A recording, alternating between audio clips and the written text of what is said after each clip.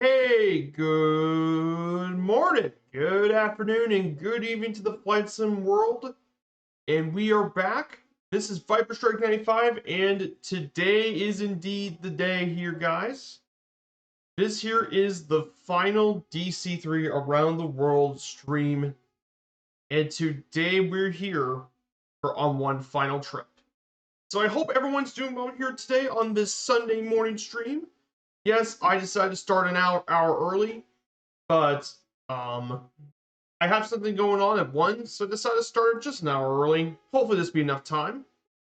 So it's great to have you guys here on this eventful stream here. So today we have some two legs, which are going to be pretty nice.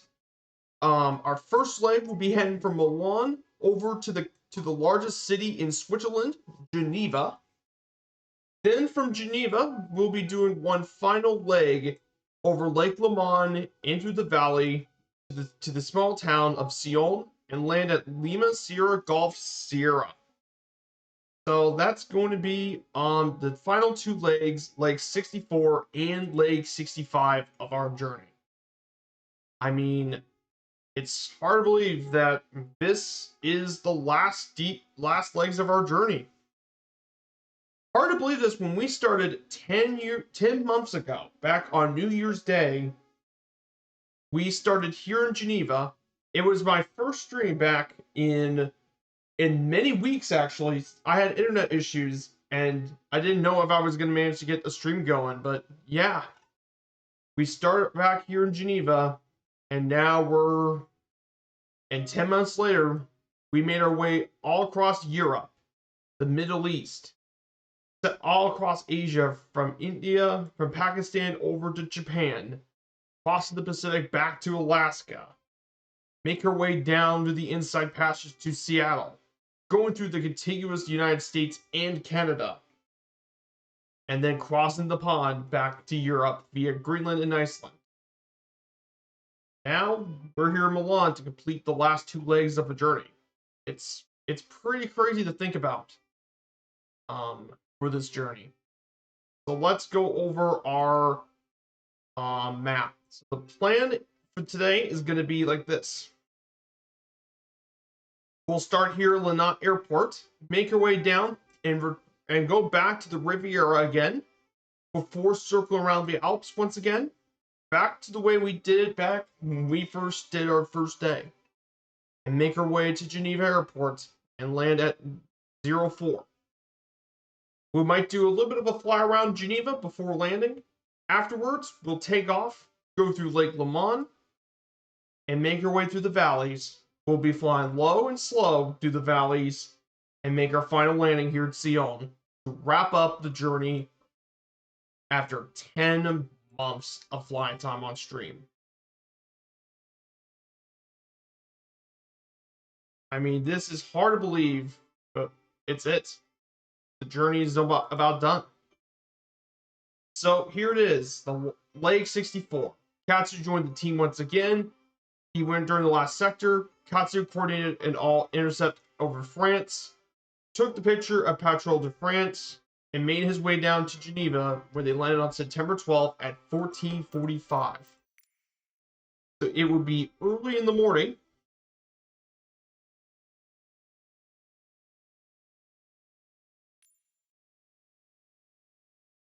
So it would be an early morning flight. The precious cargo, the 500 Navitimer watches, were offloaded and sent to Gretchen for a final technical check before shipping out to the public. So that is it for leg 64. So this is it, guys. The final stream for us. This amazing journey. Our Breitling DC-3 for the final time has been refueled, rechecked her payload, and she's about ready to get going. So let's go ahead and get ready to turn on and get her set up for the final time of this journey. And get her set up nice and going.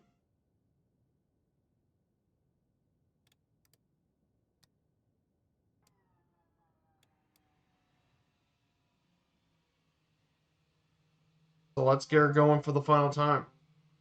It's gonna be pretty interesting to talk about what happens on this journey.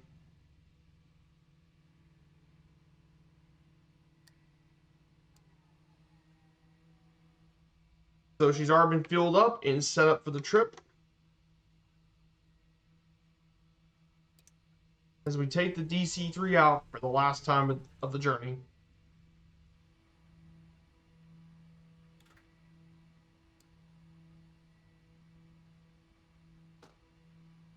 So our heading is going to be 204 degrees. So we'll go ahead and set the desired heading.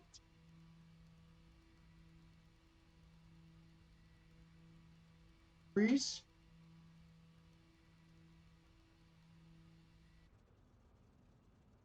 Desired heading.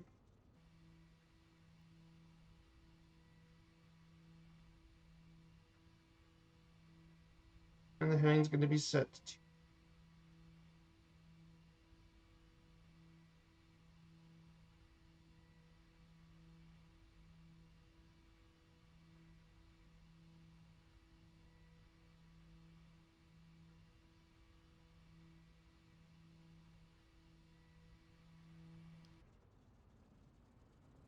go ahead and get her taxi for the final time here in Milan. So, I got bit notes for today's stream. We'll be talking about all things Switzerland today, so we got that set up. And of course, as well, we'll also be talking about some of the favorite moments of the journey, what I enjoyed the most.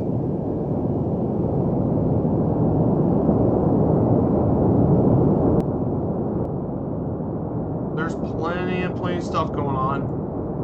So it's great to see all you guys in the chat as well. Super Typhon and USAPR, Simon773. It's great to see you guys here as well. I'll take off this through this.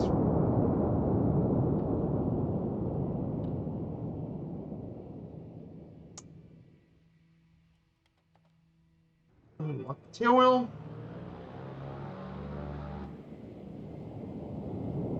Good to see you. Oh, thank you so much, Simon.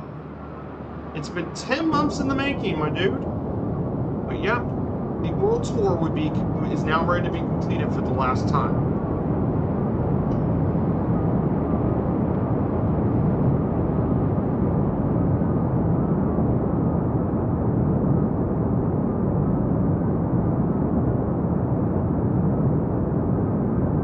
Here we go.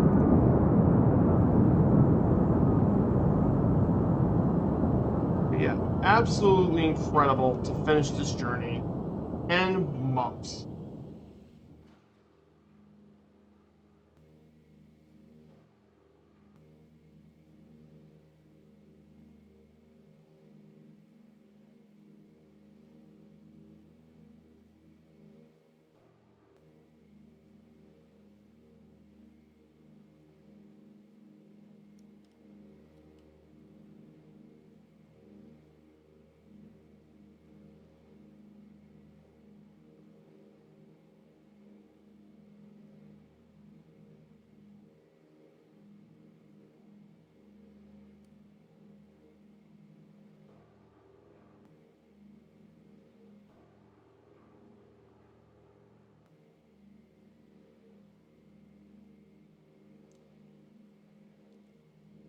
Have to make sure to low so I can.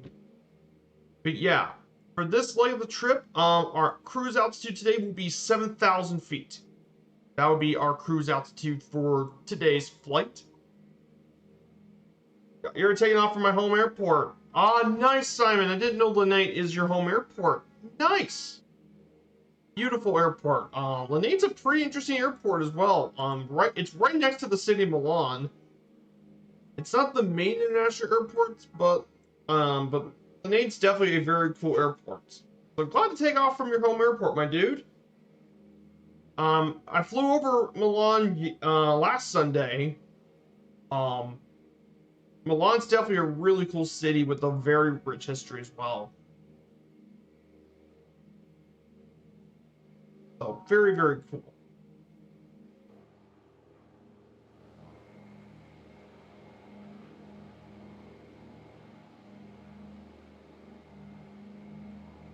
So yeah, we're about to depart from the last time from beautiful Milan.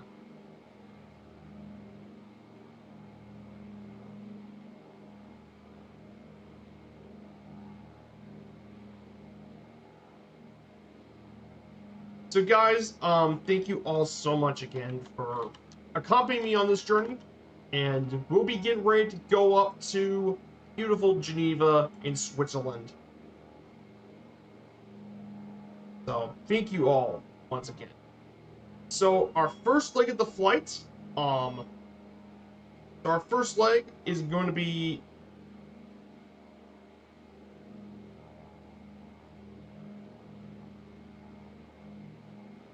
our first leg of the trip is going to be 368 nautical miles.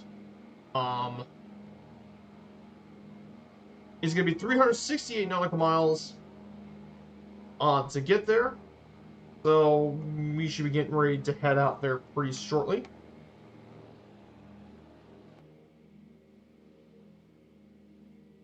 Hey, Dougal McTavish, good to see you. And thanks again, guys, for the kind words. Like, I've been wanting to do an around the world journey for quite a long time now. So I've been really, really wanting to do an around the world journey for a long time actually, since Allison Johnson did hers. But I wanted to wait for the right time to do an around the world trip, and I felt with the DC-3 coming into the sim, and with it being one of my favorite planes in real life, I mean, it was pretty natural for this plane to be. It would be a pretty natural fit to do an around the world trip with, and it's just great to do this flight. I mean, but a lot of fun. A lot of fun flying the DC-3, exploring areas of the world. It was just really fun, and I had so many great moments. And there's going to be plenty of these moments I will be talking about on today's stream. So plenty and plenty to talk about.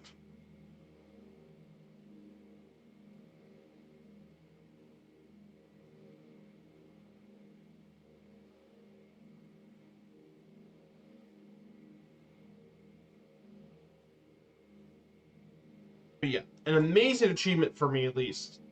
I've been part of some of the around the world trips with Allison, but I never done a complete around the world trip on my own. So again, a huge, huge accomplishment for the channel as well. So, I'm gonna go ahead and talk about some of the notes, if you guys don't mind, while we're cruising up to 7,500 feet. So today, our main topic for today is going to be the country of Switzerland, actually. Yes, the Swiss, funnily enough. Switzerland is officially known as the Swiss Confederation. It's actually a landlocked country at the confluence of Western, Central, and Southern Europe, bordered by Italy to the south, France to the west, Germany to the north, and Austria and Liechtenstein to the east. Switzerland is geographically divided among the Swiss Plateau, the Alps, and Jura. And they occupy a greater part of the territory where most of the population of 9 million is by the plateau, which hosts the cities of Zurich, Geneva, and Basel.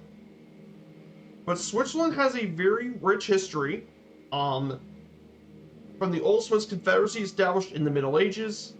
It was once one of the major success against Austrian Burgundy. They founded the Federal Chapter 1291, the founding document of Switzerland. And Switzerland today is still a very neutral country of armed neutrality since the 16th century and has not fought international war since 1815. And it only joined the UN in 2002. But Switzerland is very famous for being the birthplace of the Red Cross and hosts headquarters of most international institutions, including the World Trade Organization, World Health Organization, FIFA, and the UN. Switzerland is actually a federal republic composed of 26 cantons, which are the member states of the Confederation, with federal authorities based in Bern, and is among the world's most developed countries with the highest nominal wealth per adult and the 8th highest GDP per capita in the world. And Switzerland has been ranked #1 in the Human Development Index since 2021, and has performed highly in several international metrics like economic competitiveness, democratic governance, and more. And of course, Switzerland's also pretty unique as it actually speaks 4 languages: German, French, Italian, and a unique language, Romanish. Though most Swiss are German speaking, national identity is very cohesive because of historical background and shared values. So yeah. But yes, Switzerland is an absolutely really interesting place worth visiting. It's definitely one of the best places in Europe worth visiting in the continent. So definitely a great place to check out and visit. But Switzerland's history is quite a long one, actually. Switzerland has been around for quite a long time. The first people to inhabit Switzerland date back to 150,000 years ago, but the oldest farming settlements were actually found in the modern city of Goschlingen, that date around 5300 BC. The earliest known tribes formed the Hallstatt and La Tène cultures, named after the archaeological site of La Tène in the north side of Lake Neuchâtel, and they flourished around the Iron Age and possibly influenced by the Greek and Etruscan civilizations that are around the area. But the most important tribal groups were the Helvetii, which were harassed by a lot of German tribes, and they decided to abandon the Swiss plateau, emerged to West Gallia. After Julius Caesar's armies pursued and defeated him at the Battle of Burbicide, they relocated back to its homeland, and as a result, in fact, the Helvet tribe is what actually led to Switzerland's Latin name, Confederatio Helvetica, which is named after the Helvetii people.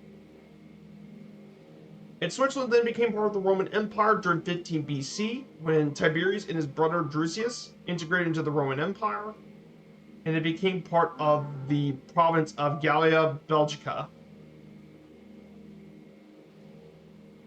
And then eventually became Germania's superior province. And in fact, you can still see some Roman sites here in Switzerland. Still, you can still see Roman stuff here in the country, funnily enough. The 1st and 2nd 8th century AD were quite prosperous for the Swiss plateau, as towns like Aventicum and Augusta Raurica reached remarkable size, as well as hundreds of agricultural estates were established in the countryside. Though around 260, the fall of the Agri decimates territory north of the Rhine, transformed today's Switzerland into the frontierland of the empire, and there have been a lot of raids from many of the German tribes as a result. Eventually, at the end of the 4th century, increased Germanic pressure forced the Romans to abandon the linear defense, and the Swiss plateau was open to the Germanic tribes. During the early Middle Ages, from the end of the 4th century, the western extent of modern-day Switzerland was part of the territory of the kings of the Burgundians, or the Kingdom of Burgundy, as it's called. The Alemannis settled in the Swiss plateau in the 5th century, and the Valley of the Alps in the 8th century, forming modern-day Alemannia, which is a German tribal confederation. Modern-day Switzerland was then divided between the kings of Alemannia and Burgundy. And then the region became part of the Frankish Empire, following Clovis' victory in 504 AD, and later the Frankish domination of the Burgundians. Throughout the rest of the 6th, 7th, 8th centuries, the Swiss regions continued under Frankish hegemony, with both the Merovingian and Carolingian dynasties, but after its extension into Charlemagne, it was then divided by the Treaty of Verdun, and the territories of modern Switzerland was divided between Middle Francia and East Francia. And that lasted until 1000 AD, when they were reunited under the Holy Roman Empire. Leading to Switzerland's got a bit of an interesting history as well.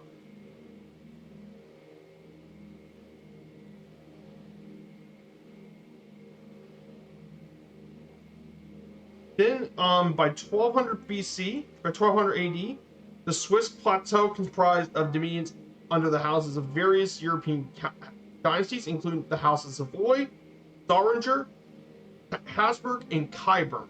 Some regions were also accorded imperial seat to the Holy Roman Empire. However, with the extension of the Milan line in 1263, the Kyburg dynasty fell. The Habsburgs then laid claim to the Kyburg lands, and became part of the Habsburg lands, as it became the part of the House of Habsburg.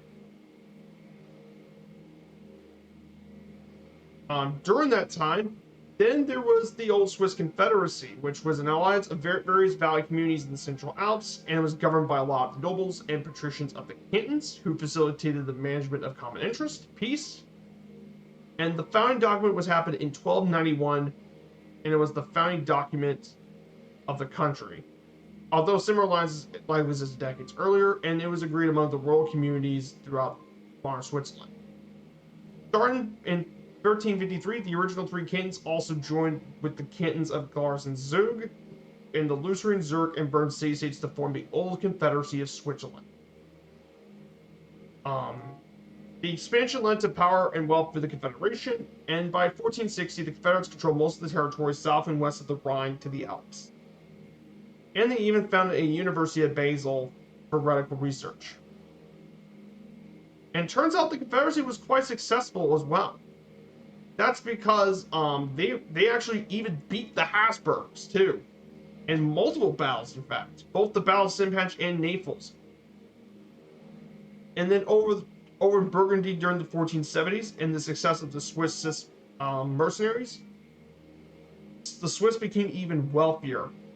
And after the Swabian War and their victory against the Swabian League, the Swiss Confederacy was declared de facto independence from the Holy Roman Empire. And in 1501, Basil and Schaffhausen joined the old Swiss Confederacy. And this Confederacy gained a reputation of invincibility during those other years as Switzerland became a military power. But it was then suffered a setback in 1550 at the Battle of Marginal. Marginal.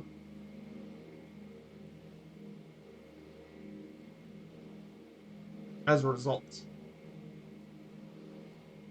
Then in 1529 was the Protestant Reformation happened during that time. And while there were some interreligious conflicts between the cantons in both 1529 and 1531, however, surprisingly, it wasn't that bad actually compared to many other regions. And it was not until more than 100 years later after these internal wars that in 1648, under the Peace of Westphalia, European countries finally recognized Switzerland's independence from the Holy Roman Empire and its neutrality.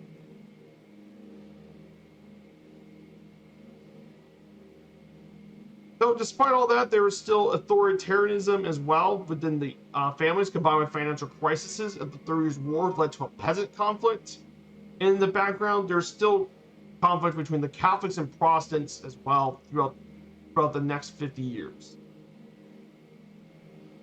However, despite that, though, Switzerland still remained neutral to a lot of the...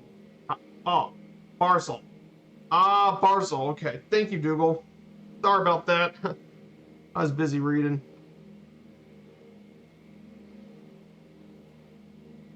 My apologies, I was still reading. However, okay, it's Basel. Basel. Thank you. In 1798, under the revolutionary French government, the French actually invaded Switzerland to oppose a new unified constitution, which centralized Switzerland's government, abolishing the cantons. And moreover, Mulhausen left Switzerland, and the Valtina Valley became part of the Cisalpine Republic, which is a sister republic of France. The new regime was highly unpopular, and any invading foreign army had imposed and destroyed centuries of tradition, making Switzerland more than a satellite state. Then when war broke out between France and its rivals, Russian and Austrian forces invaded Switzerland. The Swiss refused to fight alongside the French. In 1803, Napoleon organized a meeting with the Swiss politicians, and the act of mediation was the result, which restored Swiss autonomy and introduced the Confederation of 19 cantons. Henceforth, much of Swiss politics would concern balancing the cantons' tradition of self-rule with the need of central government. Then finally, just 12 years later, the Congress of Vienna re-established Switzerland's full independence, and the European powers recognized permanent Swiss neutrality. And as a result, Swiss troops served foreign governments until 1860 when they fought in the Siege of Gaeta, and it would allow Switzerland to increase its territory with the addition of cantons of Valais, Neuchâtel, and more importantly, Geneva. So, Switzerland did get its power back a bit. But the restoration of power was temporary. There were quite a few clashes, including a civil war in 1847. But one of the more interesting things that happened during this time in Swiss history was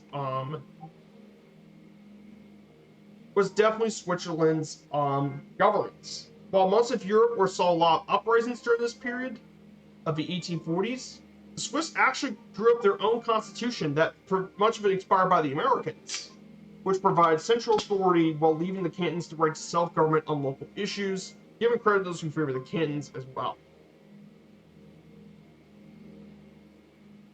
And basically, for example, the Congress is divided by upper and lower house, with referendums made mandatory, and it ended the legal power of nobility in Switzerland.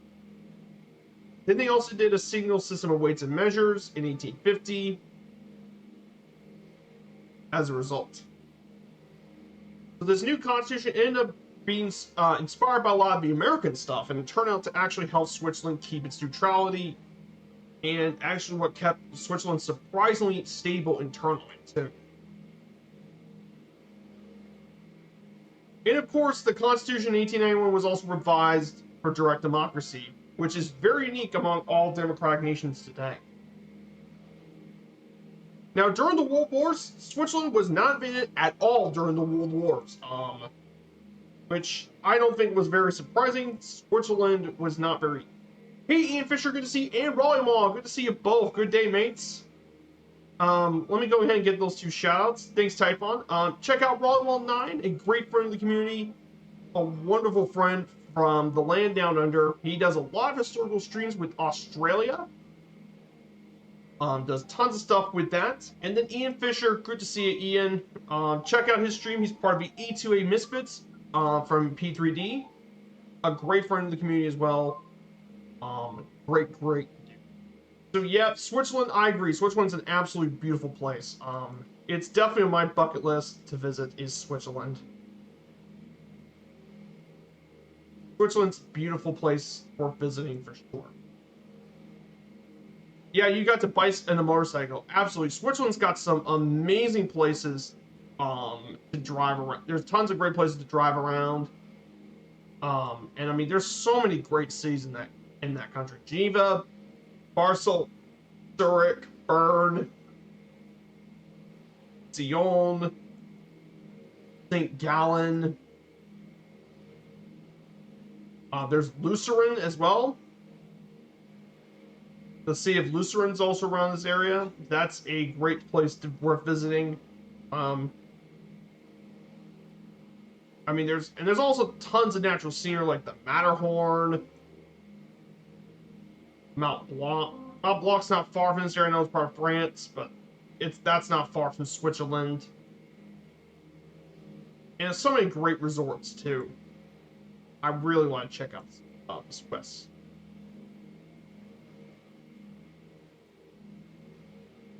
But Switzerland was actually not invaded. During World War I, Switzerland was actually where Vladimir Lenin remained until 1917, and he was actually in Switzerland.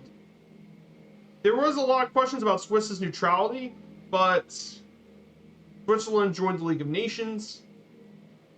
Then the Germans did have plans to try and invade Switzerland, but it was never attacked through a combination of military deterrence, concessions to Germany, and good fortune, as larger events during the war intervened, preventing Switzerland from ever being invaded. And it makes sense why Switzerland wouldn't be a great place to invade. I mean, the Swiss are just surrounded by the bottom by around the Alps, and there's tons of mountains and stuff to make it pretty difficult for national armies to invade.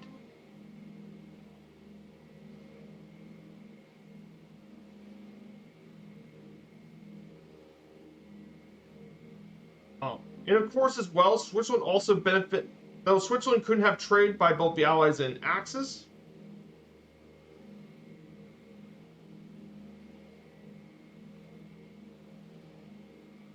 Switzerland also interned nearly 300,000 refugees and aided by the International Red Cross. And strict immigration and asylum policies with the Germans, however, raised a lot of controversy only at the end of the 20th century as, like I said, Switzerland had to try to keep its neutrality.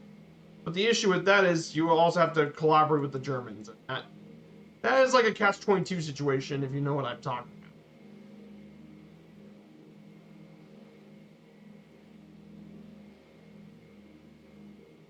about. And of course, the Swiss Air Force was also involved on both sides, and they shot down both German and Allied planes as well.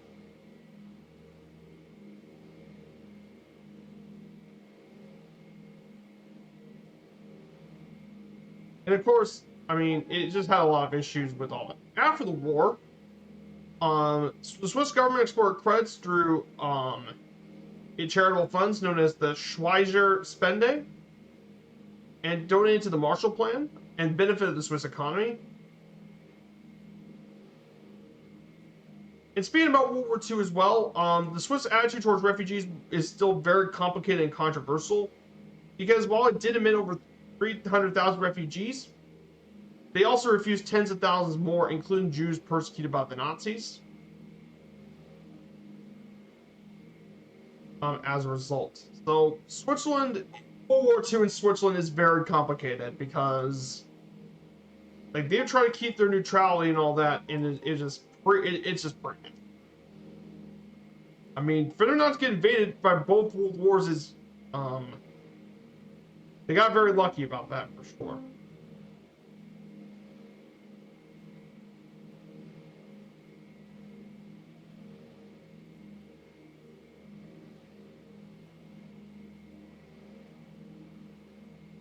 The Swiss did almost one point consider building a nuclear weapon. Yes, that's hard to believe. You would never think Switzerland would want to build a nuclear bomb, but it's true. But eventually, the plans were dropped by 1988 of a nuclear weapon. And of course, Switzerland was also the last Western republic to um, to grant women the right to vote. While some cantons approved this in 1959, it was not. It was achieved in the federal level in 1971. And after the last resistance, the last canton in 1990. So yeah, it took them until 1971 on the federal level for women to right to vote. The first president, female president in Switzerland was Ruth Dreyfus in 1990. In 2002, Switzerland became the last widely recognized state without full UN membership, and it became a full member, leaving the Vatican City as the widely last recognized place to not be part of the UN. Yeah, that's it, guys. That's the history of Switzerland. Hey, Planet Neutral, good to see you, Planet Neutral. I hope you're doing well. Check out Planet Neutral stream. Definitely a great dude as well. Makes some amazing content and all that. Definitely check out Planet Neutral. He's from my home state. I hope you got something fun planned for tonight, Planet Neutral. I think you got something planned for tonight. Oh yeah, you're doing the last leg of the Amur River. Ooh, the Amur River. The Amur River. That's gonna be nice. Over in Russia. Cool. Yeah. Let's see who's around us and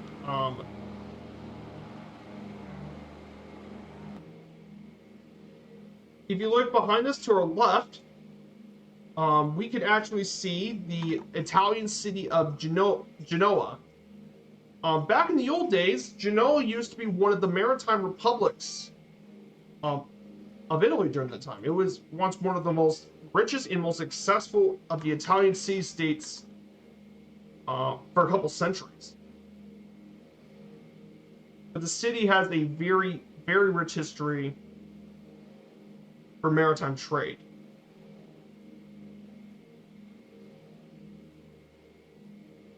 And I mean, there were some very notable people from there too, but it had a very rich history as well.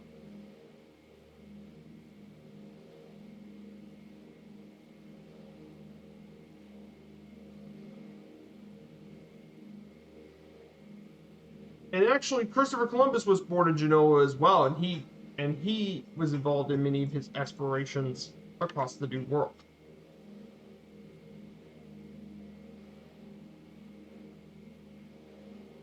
Yep, all Russia. But yeah, it's hard to believe that this is the last leg of our DC-3 journey, guys. It's pretty crazy to think about. This is the last leg for this DC-3 trip. So we're gonna then turn right and head up to 229 degrees. Go ahead and prepare for the turn. This here is Savonia below us.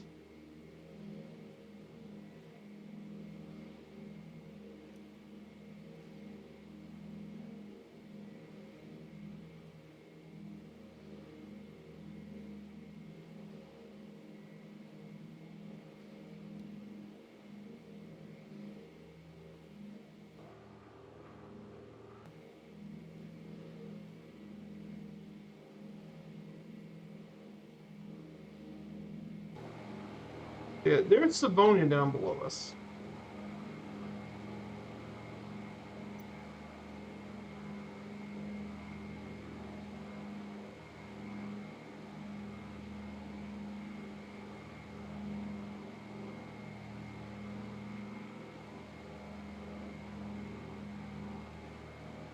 But yeah, guys, it's pretty amazing that we're about to reach a journey.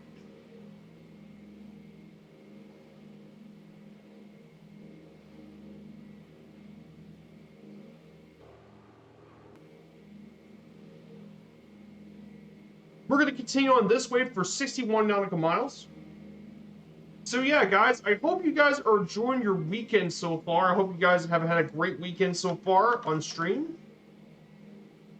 So so if you guys want to know,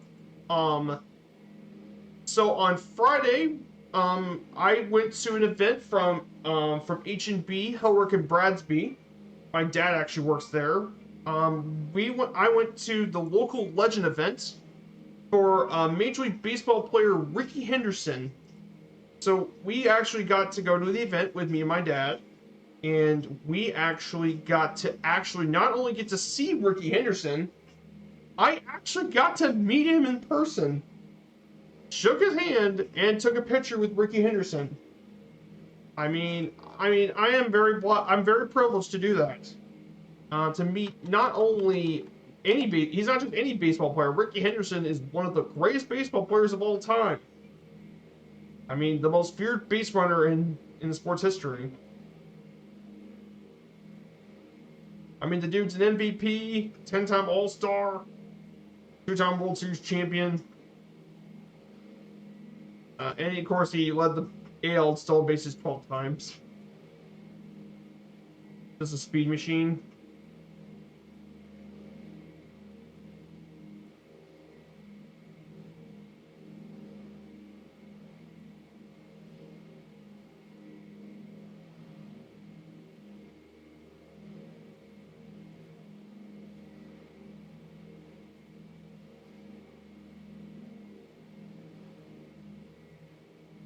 But no, Ricky Henderson was very humble and very, very accommodating, very humble guy.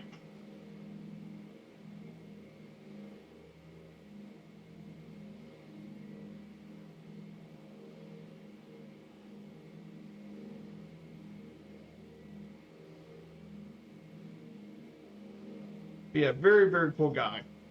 Got a chance to meet a legend like himself. Not very often you get to meet a legend of the game like him.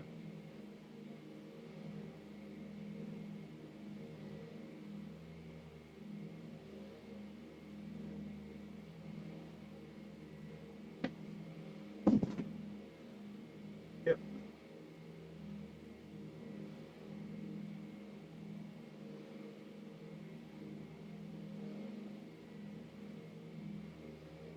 Yeah, I also got me a little slugger cap too from the company. Got that too.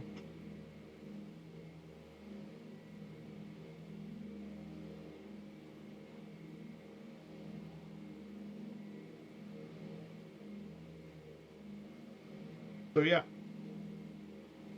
So overall, about this journey, it's pretty crazy to think about this journey. When we started back this 10 months ago, I was wondering if I was even going to get the stream up because if you guys weren't aware, December of last year, I've had internet issues for some weird reason. I was having weird internet issues with the Wi-Fi, and I was worried I may not be able to stream ever again. Well, it turned out once I had the Ethernet cable and all that, I was wondering if it would work. I put on the stream one day, and hey, I was streaming again. And we started back in Geneva when we last did it, and man, what an absolutely insane journey it was to fly around the world. At least I still got to do what I was originally supposed to do back on New Year's Day. I'm glad I got all that working sooner than later. So, pretty crazy to think about. In terms of my streaming stuff, I think my favorite things to do on the journey, I think one of my favorite moments of this DC-3 trip was definitely crossing to Alaska. I believe that was like my notes. It was leg number 30 actually of our stream. It was leg number 30 of our DC-3 stream. It was leg 30. We took off from Obihiro. We made a 1,400 nautical mile crossing from Obihiro, which is Romeo and Juliet, Charlie Bravo, and we made our way over to Alaska at night, mind you, over to Erickson Air Station at Shemya.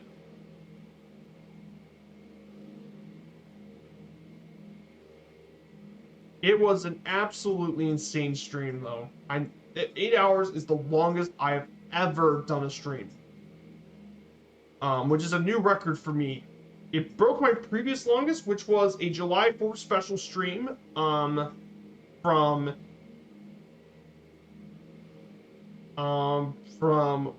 Williamsburg.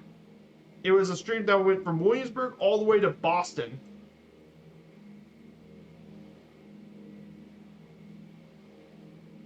It was from there to Lawrence, from Lawrence G. Hanscom. That one broke that record. That was an epic 4th of July stream too. We went through Richmond, Washington D.C., Gettysburg, Philadelphia, Gettysburg, Philly, New York, all that.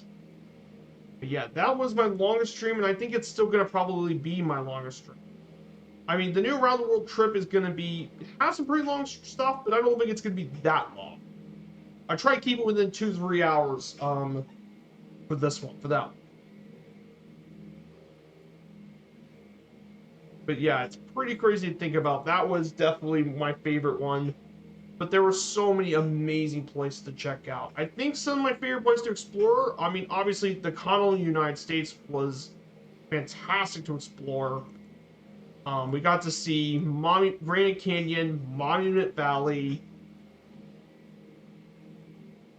We got to fly over a lot of that area. California was great. We got to see a lot of the beautiful areas in Oregon and California.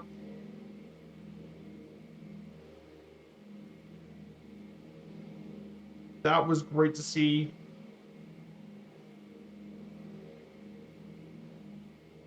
And of course, Niagara Falls. I had Jefferson scenery as well, so we went through Niagara Falls. That was absolutely breathtaking. That was absolutely stunning. And of course, crossing over the Atlantic was nice as well. I mean, I was not expecting Narsarsuaq, Greenland to look this nice. And that was even before the New World Update. And now Greenland looks really, really nice. That was great. Croatia was really cool. The Adriatic coast of Croatia was really nice to fly over. And of course, flying over a lot of India and Bangladesh was kind of nice too. Wasn't expecting Myanmar to have kind of this much mountainous stuff, but very, very cool. So, very, very excited to go over this kind of stuff with you guys.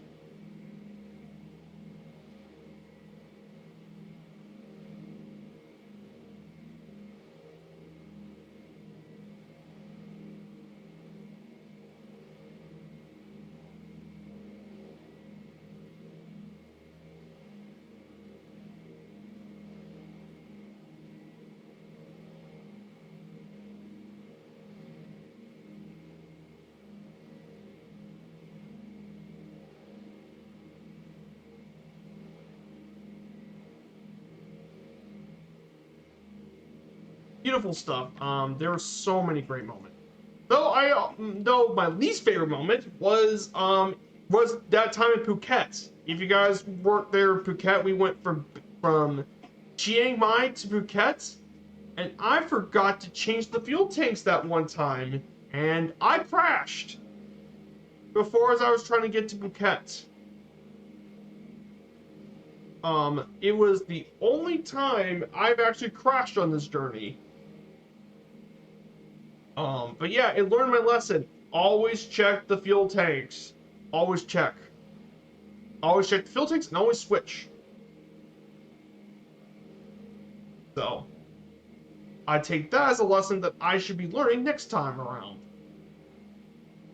So always check your fuel tanks when you, especially when you're doing these long journeys. Check on the fuel tanks. I'll be thinking myself later on.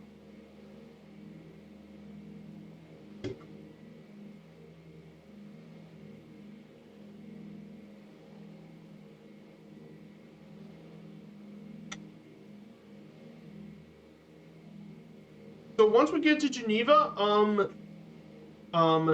if you guys don't mind in Geneva, if you guys don't mind, we can take a quick flyover of the city. I think we guys could do a quick flyover of Geneva. Besides, this will be my first time seeing Geneva since the city update that came around with that it came with. So I'm curious to see what it would be like.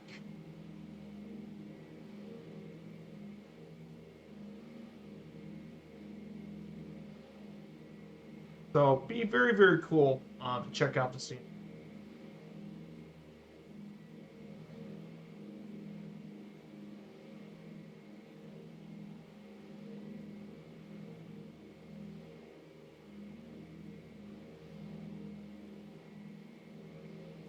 So yeah, also as well to for the weekend, I also after the event, I did went to a place called Barrels and Billets, which is right next to the Soccer Museum. It's basically Barrels and Billets is basically H&B's thing and a bourbon experience thing.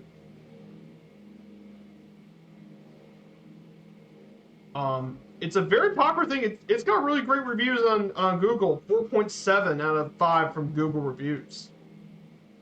It's got great ratings. But it's basically making your own custom bourbon experience. I got me this T-shirt there as well, so I got me a T-shirt from the store.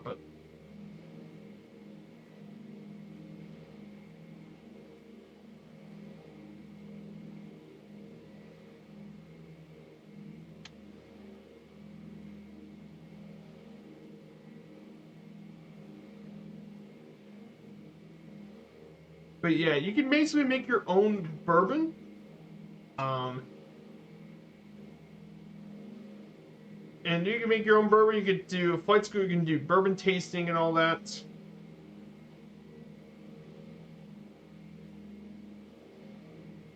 And they actually make their own kind of bourbon stuff, which is a new thing, but it's really taken off. All that sort of stuff. Check out. And I actually had me some bourbon, actually. I had me an old fashioned, and I actually like it. I don't usually drink bourbon. I like bourbon, I just don't like strong bourbon. That's the thing.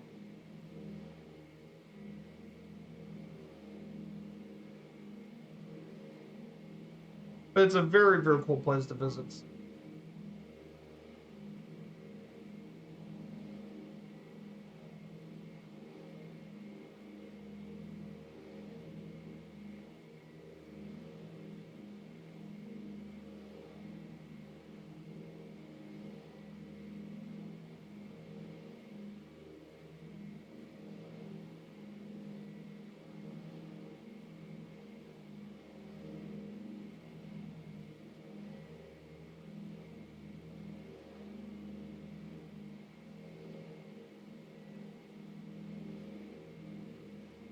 Very cool.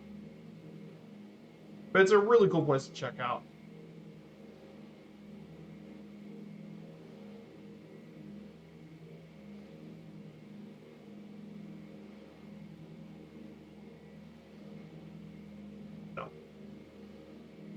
So yeah, guys, for this weekend as well, in terms of flight sim news, there actually is a bit of news. Flight FX has just showed off some new previews of their next project, the Piaggio P180 Avanti 2, which is a very unique twin turboprop plane. The engines are in the are push pull is actually the push configuration.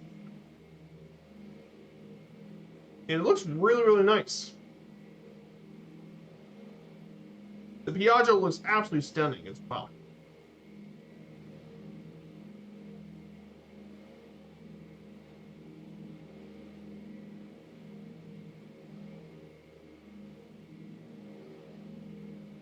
This should be interesting as well.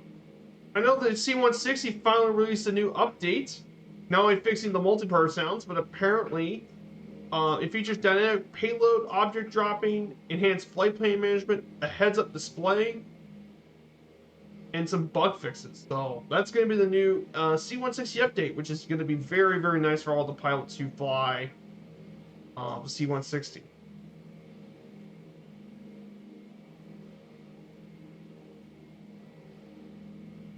So it should be very, very nice.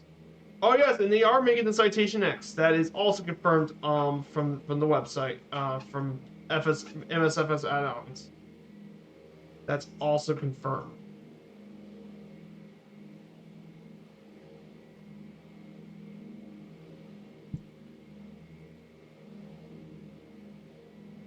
But yeah, they are indeed making a Citation X for the sim. That's very much correct. So ahead of us should be this. Ahead of us is this. I believe is the city of Monaco down below us. The land of the Monaco Grand Prix is below us, or I think it's around us. But yeah, Monaco is not far from where we're at right now. Fun fact: Monaco is actually a little kingdom. It's one of the little microstates.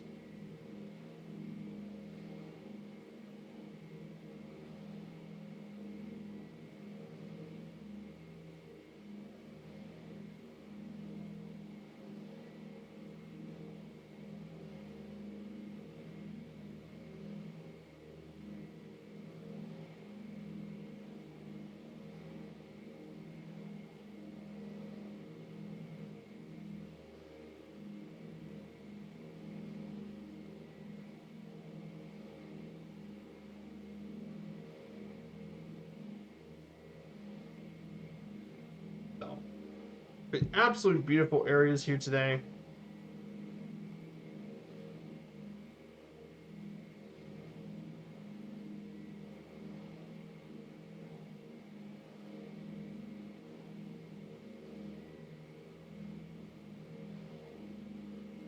So yeah.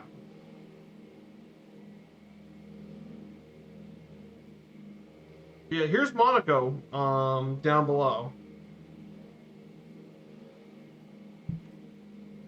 And then ahead of us is the city of Nice.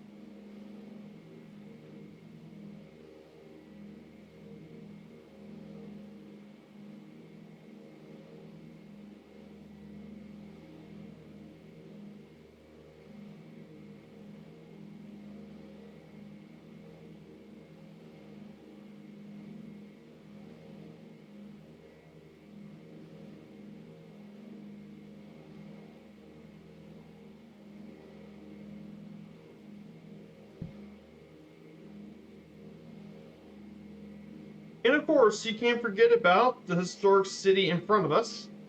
You guys probably know what city right here is in front of us. To our right. Yeah, that's Nice. Nice in France.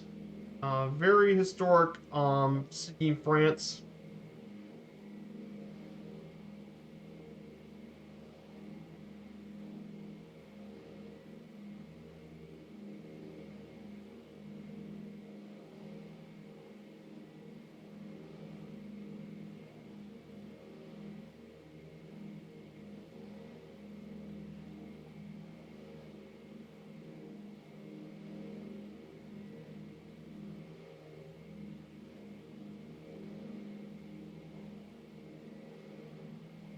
Beautiful Nice. Very beautiful city to visit. Definitely one of the best places to check out in the French Riviera.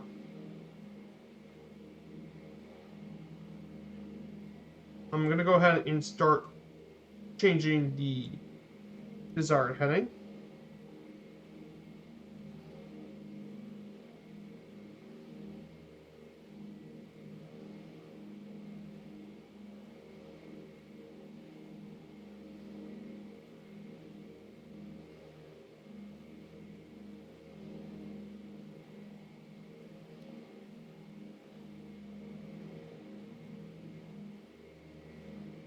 So we'll continue on this heading for 55 nautical miles.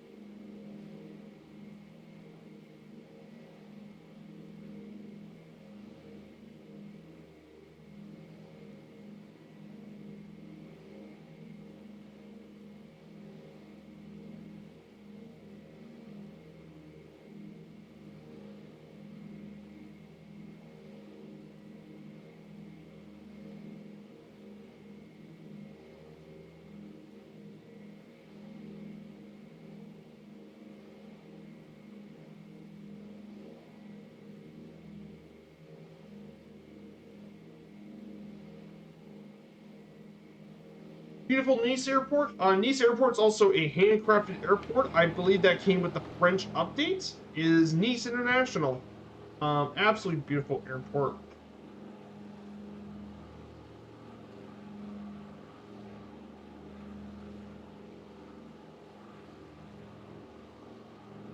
So, beautiful Nice. Absolutely breathtaking airport here in the country.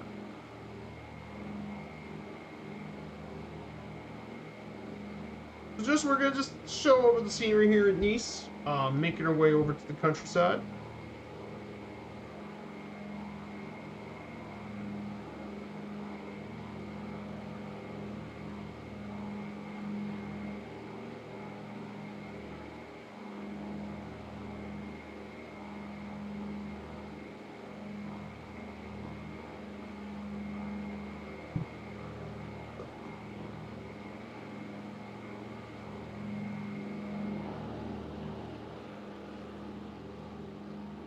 Just breathtaking. Absolutely breathtaking.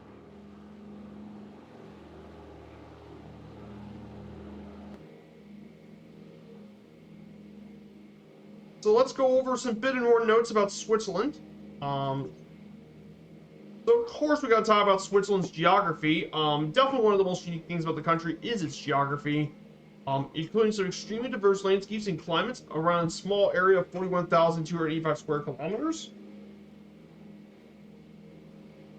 Switzerland contains three distinct regions: the Swiss Alps to the south, the Swiss Plateau in the central area, and the Jura Mountains to the west.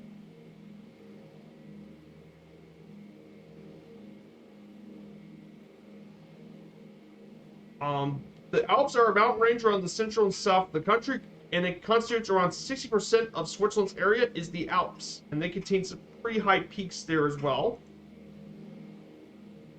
Most of the population lives around the plateau in the central area. More people live in the central plateau area, and then we have the Jura range, which is the highest part of the Alps. So many more people live during that part of the area. Swiss Plateau has great open hilly landscapes, partially forest with partially open great pastures, usually with grazing herds, but it's still quite hilly. Large lakes and the biggest cities in Switzerland are found in the plateau.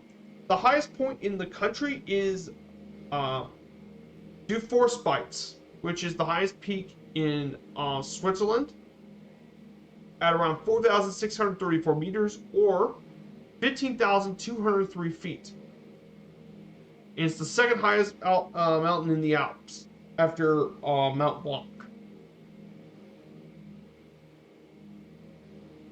Um, so definitely makes some pretty interesting stuff for its geography, and it also matches its climate as well. Switzerland is a very mountainous area, so its climate matches that. Much of Switzerland is a cold, warm summer climate, though in some areas it's actually can get quite temperate with warm summers. And of course, the Alps are very much polar tundra climates because you're very high up in the mountains.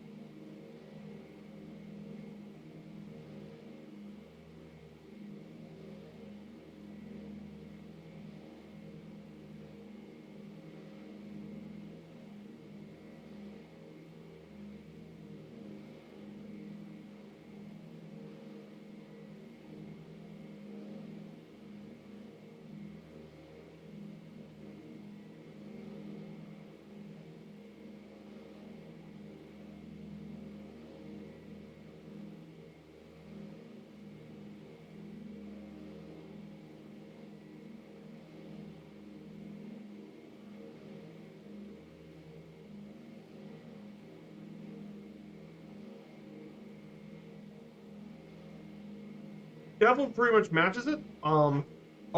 There's also a unique weather phenomenon here called the foam, which is like a Chinook wind, can occur anytime, and it is characterized by an unexpectedly warm wind, bringing low humidity air to the north of the Alps during rainfall periods. Um, that means large alpine areas actually remain drier than some of the areas that are not very alpine. So as a result, wine grapes can be grown there in the Valais region, despite being pretty mountainous. It's due to that unique weather condition. As a result, Switzerland's government is based on the federal constitution in 1848. Is the legal foundation of their state. A new Swiss constitution was adopted in 1990 that did not introduce notable changes to the federal structure. It outlines the rights of citizens and citizen participation in public affairs, defines the power of the confederation and cantons, and defines legal federal jurisdiction and authority. There are three main bodies governed in the federal level of Switzerland: the bicameral parliament, or the legislative branch, the federal council, the executive branch, and the judicial branch, the federal court. The Swiss parliament consists of two houses: the Council States, which is 46 representatives,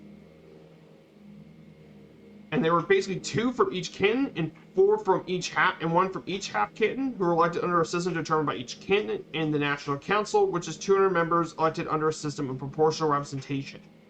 Members serve part-time for 4 years, and when houses are in both houses during session, they are collectively known as the Federal Assembly. Through referendum, citizens may challenge any law passed by Parliament, and through initiatives, introduce amendments to the Constitution, making Switzerland unique as it's one of the only few pure direct democracies in the world. So very, very unique state. The Federal Council directs the federal government, and the federal administration serves as the collective head state. It's a collegial body with 7 members elected for a 4-year term by the Federal Assembly, which also oversees the council. And the president of the confederation is elected by the assembly from among 7 members, and each rotation for a 1-year term. And of course, the federal Supreme Court is mainly there to hear appeals against rulings of the cantonal and federal courts.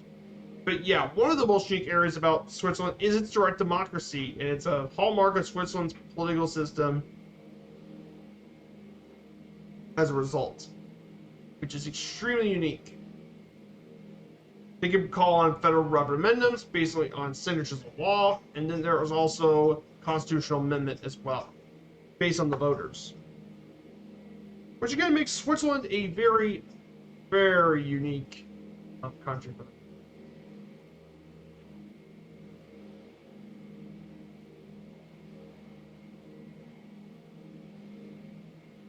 In terms of Switzerland's economy is very very stable, prosperous, and high tech. It's the world's wealthiest country per capita in multiple rankings, and it's one of the least corrupt countries in the world. Though despite the country not being corrupt, the banking sector is very corrupt in the world. Swiss banking has historically had a lot of corruption in the banking sector. In terms of nominal GDP, it's the 20th largest economy in the world by nominal GDP and 38th largest in purchasing power parity. It's the 13th largest exporter as of 2021, with cities like Zurich and Geneva being regarded as global cities. Warsaw is the capital of Sweden's pharmaceutical industry, hosting many different players as well. In addition to that, Switzerland is also a major player in terms of other bits of trade.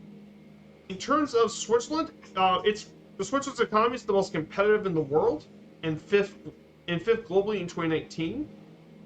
It's also Europe's most innovative country. For the last several years, has been a very innovative and competitive country in Europe. And Switzerland's home to many multinational corporations, including Glencore, Nestle, Mediterranean Shipping Company, Mercury Energy Group, and Adecco.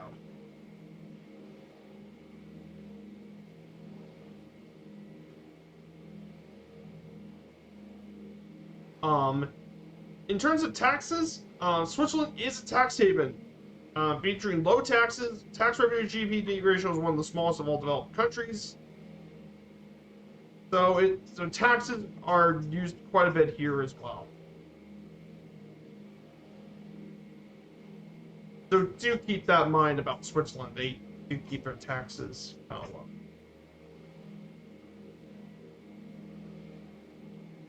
So.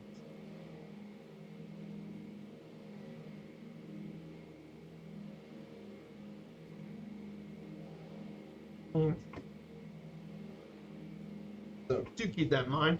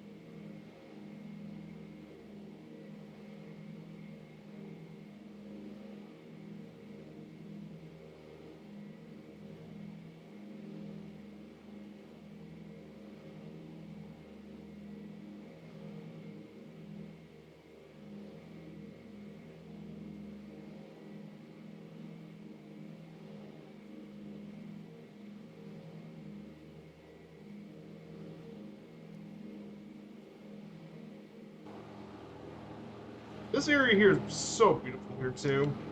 French Alps, absolutely breathtaking.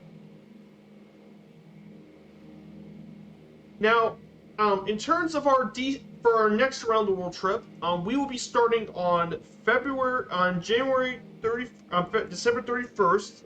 It will be back on being a Sunday, New Year's Eve. We will be starting from my home airport. So we will be heading off from my home. The question is, what kind of route do I want to take? Do I want to take a GA plane for the first route?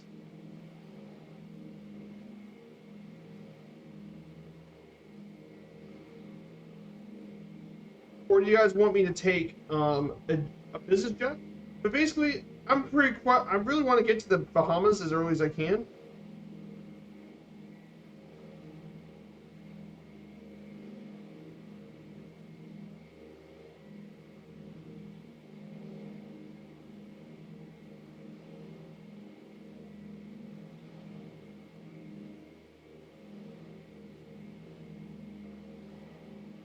So I'm kind of curious what I want to do for the next one, but I probably want to get started on the Bahamas first. So probably from my home airport, fly all the way south to probably Jacksonville on a business jet. Then from business jet, we'll make our way to Palm Beach. We'll just do a GA flight through Jacksonville, St. Augustine, Palm Coast, Daytona Beach. A brief stop in Orlando, head back to Port Canaveral, to Cocoa Beach, and make our way down to Palm Beach. That'll probably be what I want to do. Ah, yes, Allie's thing's gonna be on America that day. Yep. But like I said, it's gonna be a 2-hour stream, so it's not gonna be a big deal. But it's not that big of it.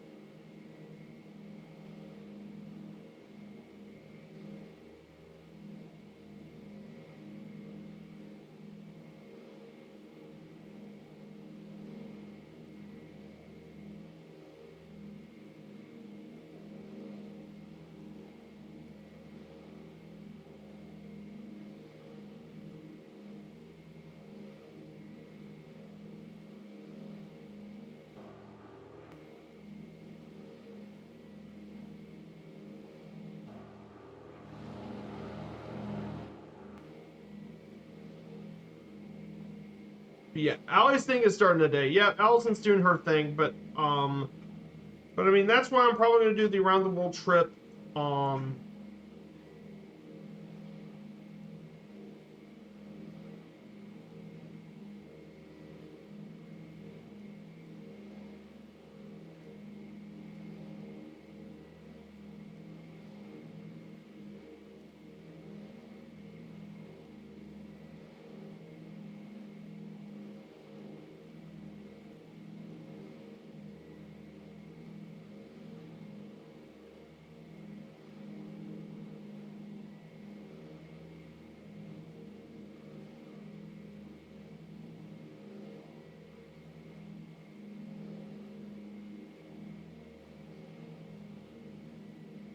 So, but Sundays is one of the days I usually stream. So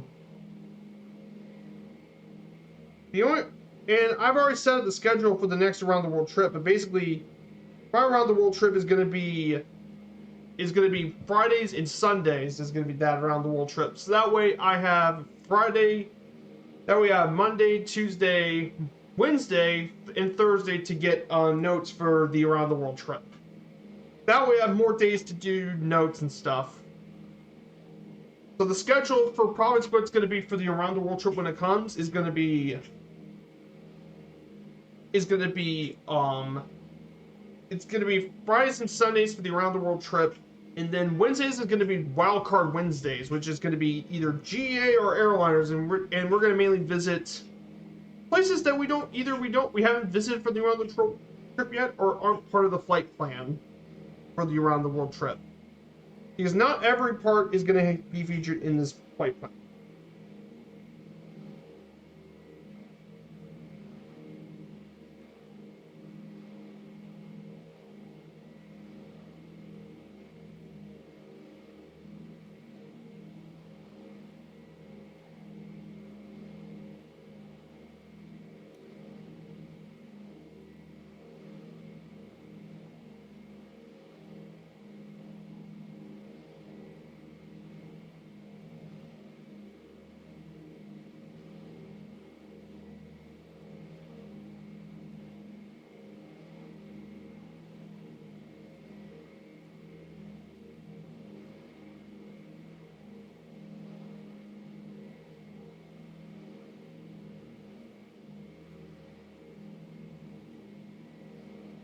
No.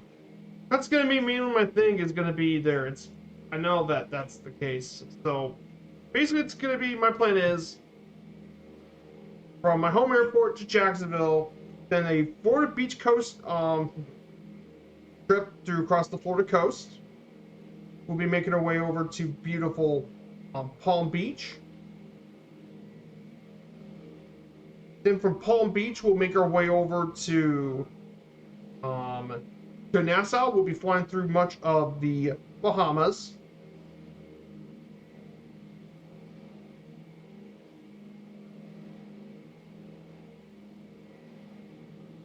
Should be a bunch of fun.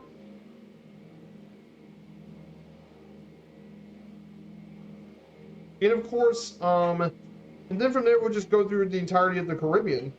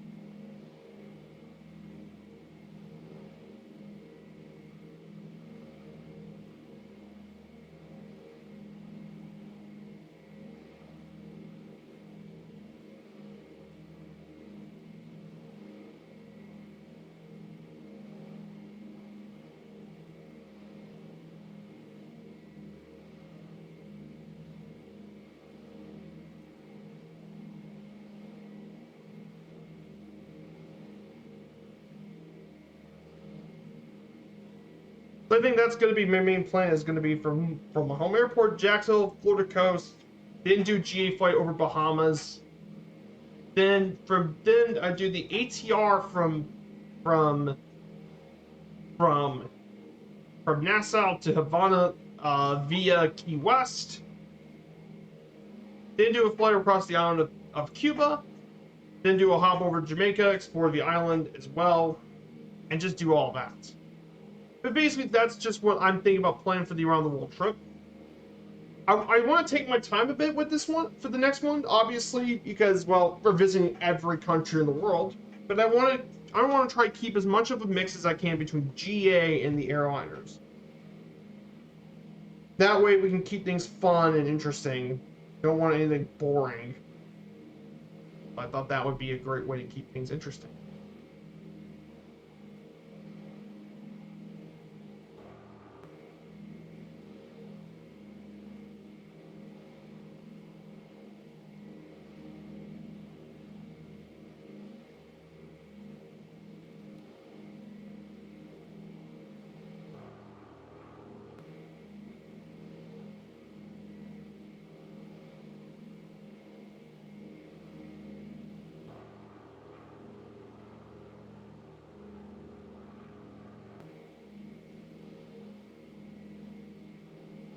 We're just 240 nautical miles out from Geneva. We're about to, not too far from our final destination, guys. So I hope you guys are enjoying this. So guys, I want to ask you all in the chat, what were some of the favorite things you've done on this journey so far? What were some of your favorite moments of the journey? I know I listed some of my favorite moments, which was like visiting Alaska was amazing. I mean, my time in Alaska was absolutely incredible. Between the Aleutian Islands and um, in Anchorage, and of course the flight to Juneau and Seattle were probably my favorites. I mean, you guys know me, I love flying over Alaska. It's one of my favorite places in the US to fly over.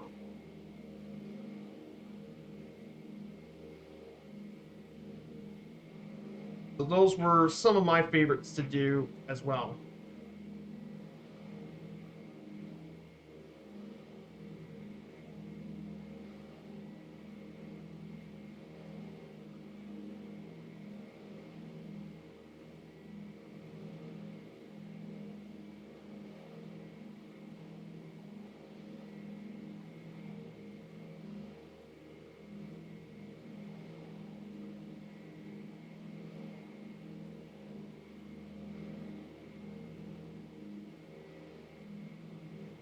If you guys want to, I got my Discord. Let me get my Discord set up.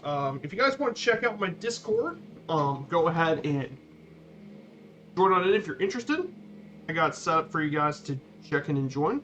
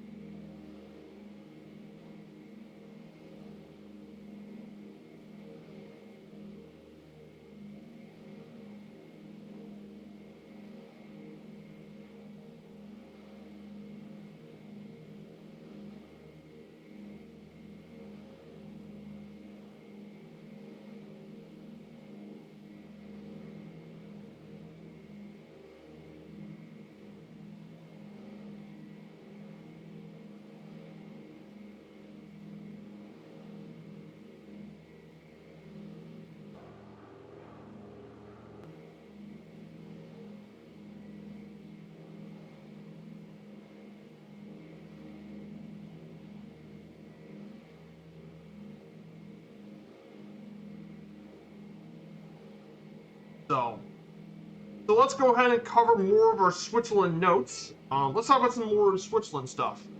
So in terms of education, it's actually quite diverse because the Constitution of Switzerland delegates the operation of school to the kins. So each of the kins have their own unique policy of schools. Though public and private schools are always available, including many international schools.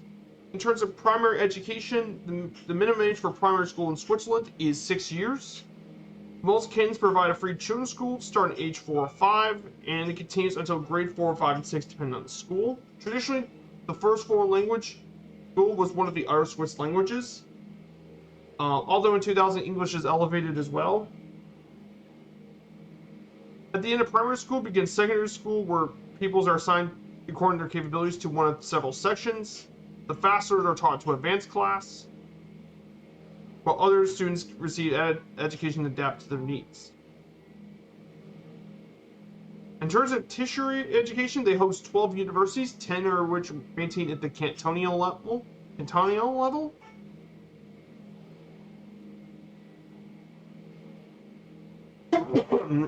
The largest university is the University of Zurich, which has 25,000 students. And the Swiss Federal Institute of Technology Zurich and the University of Zurich are within the top 75 academic ranking of world universities in 2015. Switzerland's also home to some of the 8 of the world's 10 best hospitality management and tourism schools in Switzerland. And Switzerland also has a rich science history, birthing many different Nobel Prize laureates, including Albert Einstein, Vladimir Perlog, Heinrich Roher, Kurt Wuthrich, and Jacques Dubochet.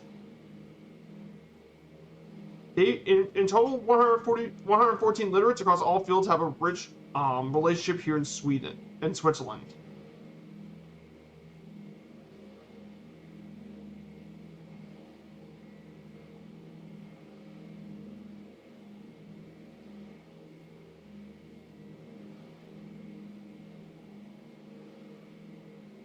In terms of Switzerland, transportation, Switzerland's home to the densest rail network in Europe that spans 3,200 nautical miles and carries over 596 million passengers annually.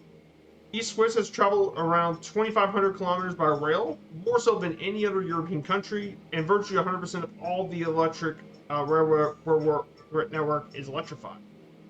Besides the second largest standard gauge railway company and lots of railroads, Switzerland's also got a in terms of aviation, Switzerland's largest airport is here in Zurich, is the largest international flight gateway, handling 22.8 million passengers in 2012.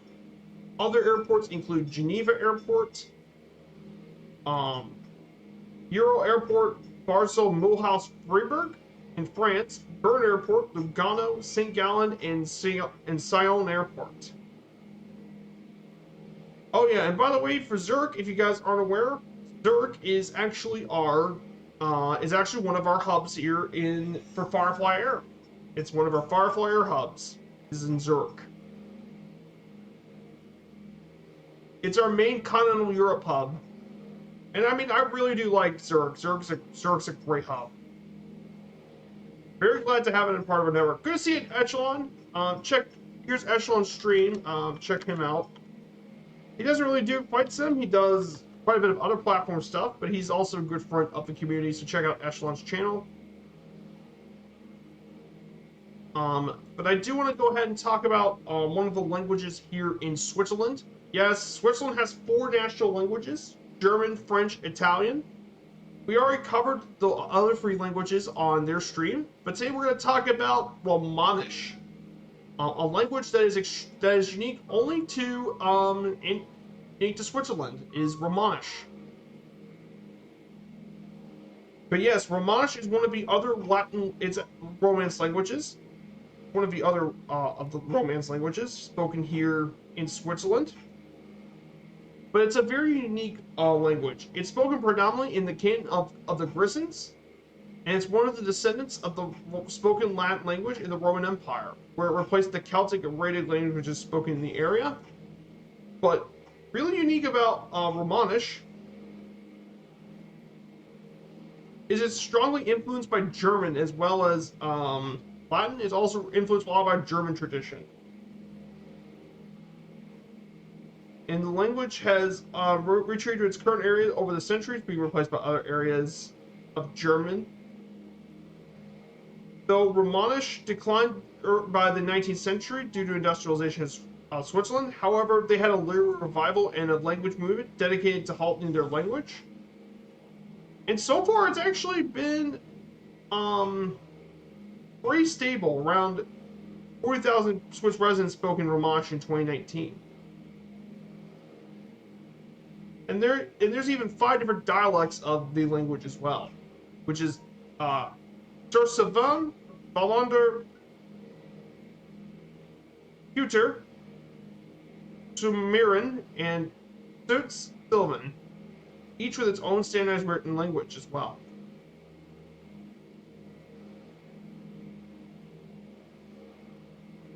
But yeah, it's extremely unique because of its location. Compared to other Romance languages, it has several archaic features, which brings it a pretty unique language compared to the other ones. It's also used a lot of unstressed vowels. All the unstressed vowels except for disappeared as a result, and there's plenty of dialects within that as well.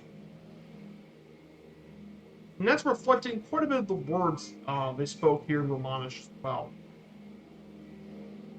It's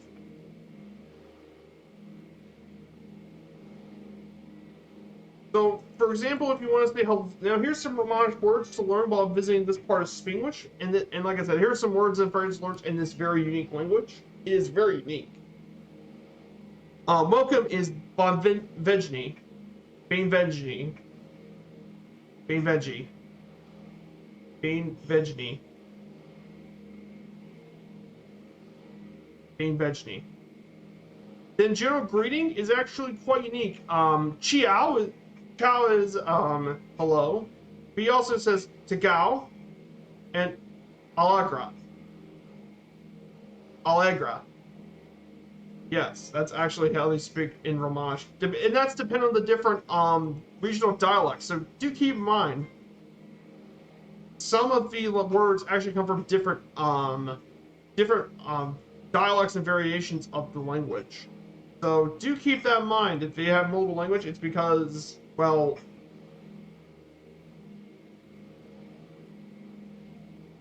because of it. Do keep that in mind. How are you is Kobai. Kobai. Kobai. And then good morning and a morning greeting is BND or Bundy. Or Bundy. Or BND. Which is because there's 2 different greetings. Then the good afternoon is either Buna Sera or Buna Sera. Sarah. And that's because, like I said, different dialects. Good evening is Buna Sera or Buna Sera. They're basically both the same greetings. They're both the same. And in terms of goodbye, there's actually a couple of phrases. Ciao sen seviser, a revier, or a plus tard are some of the words you might hear in Romanish. Then sorry is I'm a placha. I'm a displacha is I'm sorry.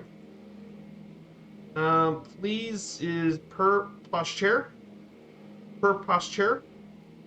And finally help is agid. Agid.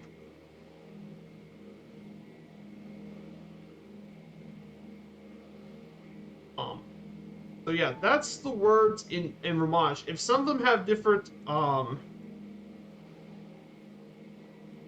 different languages, that's because some some of these are different dialects.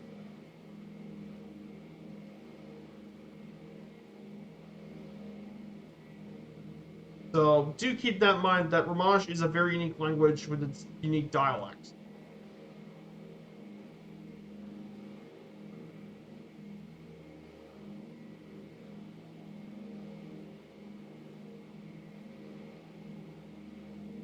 Hey, Captain Seppi! Wow, Captain Seppi, that's a name I haven't heard in a while. Good to see you, Captain Seppi. Thank you for the shout, Typhon. I know it's been a while since I've seen you on stream, Seppi, but I mean, you deserve a shout out, my dude. If you guys haven't heard about Captain Seppi, a great friend of the community, a longtime friend. I know he's been busy with a lot of work, but Captain Seppi makes some great content on his channel. I can't wait to see you back, Seppi. It's been a long, long while since I've last seen your stream, but I hope you're doing well, my dude. Yeah, we're heading our way over to beautiful Geneva, Switzerland, before making our way over to Seoul. So I hope to see you again.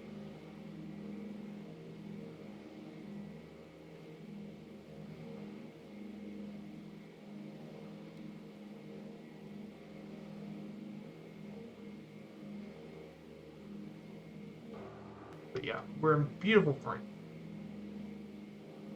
This scenery here is absolutely breathtaking.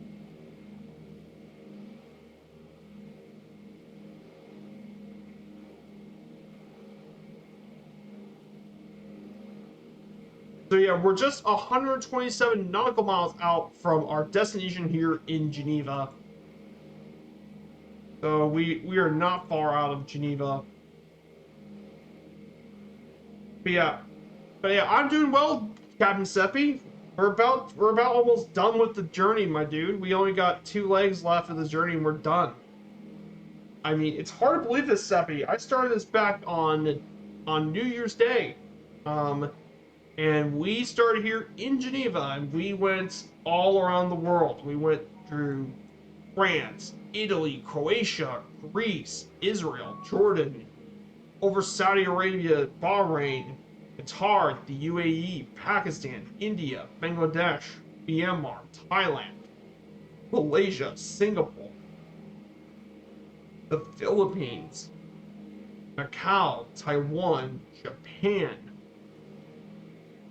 Of course, we visited Alaska, obviously, in the United States. We visited much of Alaska in the US.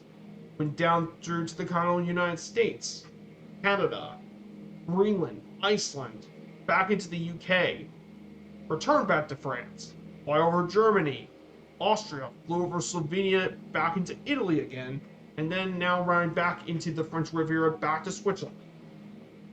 It's absolutely been insane. This journey has been an absolute blessing of this trip. Am I 127 nautical miles? I'm 127 from Geneva.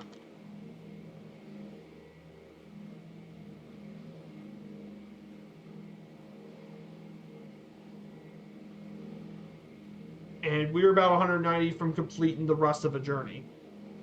We still got one more leg after Geneva, which is to Sion, and we can rest up the trip. But yeah, we are nearly done with this journey. It's absolutely crazy to think about it. Very insane. We had some pretty crazy streams, Seppi, of this journey. Our crossing for Japan and Alaska was 8 hours and 1,400 nautical miles from Japan.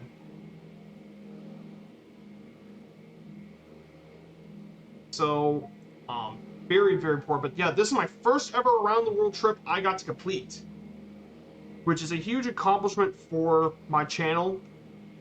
I've never done one around the world on my own. I've been a part of a few people who've done an around the world trip, including Allison Johnson herself. Check out her stream, by the way. She's a wonderful individual. Check out her streams. She's done plenty of them, you know. But yeah, I am very, very excited for it. Can't wait to finally land at Sion and complete the journey.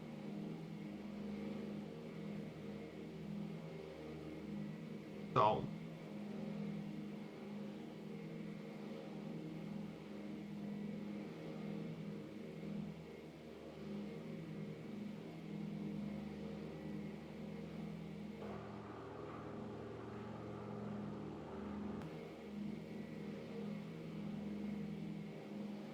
Yeah.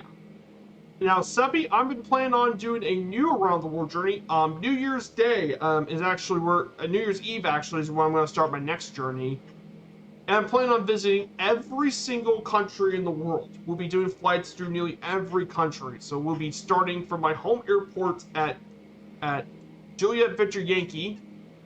Um, from Kilo Juliet Victor Yankee, we'll make our way. My plan is to go through the Caribbean first, go through the Caribbean, then visit South America, and wrap around the entire continent of South America before making our way over back to Latin America. Go through British Columbia, through Alaska, and then head off to Asia first. Go through Asia, go through the Asian countries.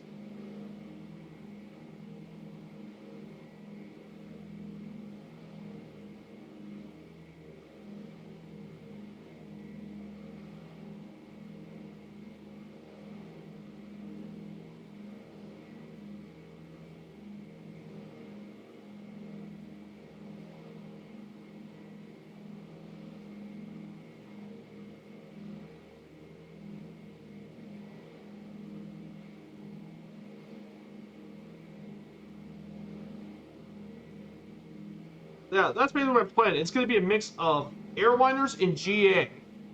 It's going to be a mixture of both general aviation and airliner content. I want to do both GA and airlines for this next one because some of the sovereign countries we're going to be visiting is going to be across the ocean, and I think it'd be better to do it in the airliners to keep both the times pretty short. In that, what plane?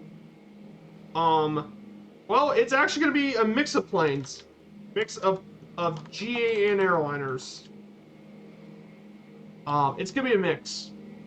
For example, like much of it, it's going to be general aviation, though there are going to be some of it that's going to be with the airliners, because either, for example, some destinations would be better off with the airliners, like for example, some of the countries in the Pacific, like Vanuatu, Fiji, Samoa. Like some of those places are much easier to reach with an airliner. They're much easier to fly to, plus they're islands.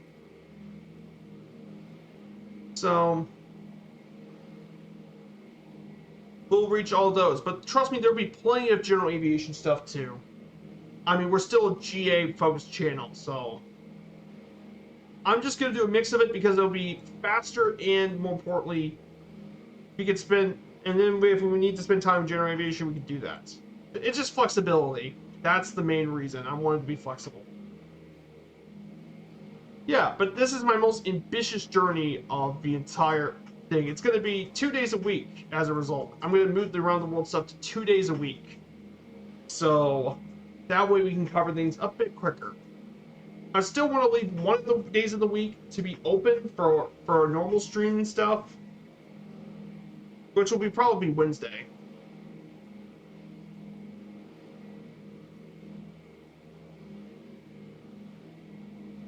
Yeah, I can't wait to do the next one. And it's going to be my most ambitious. I got tons of research. I'm already working on research for the around the world trip.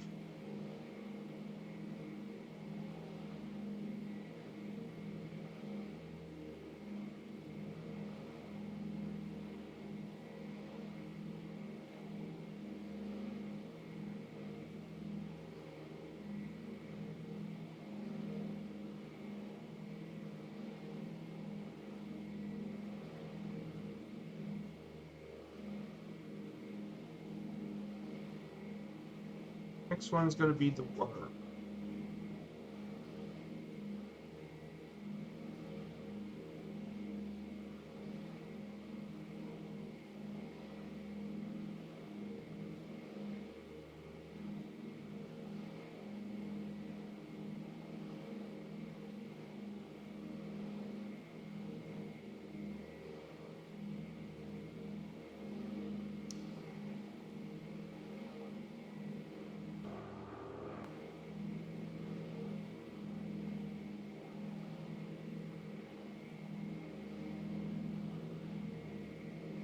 So let's go ahead and turn this direction.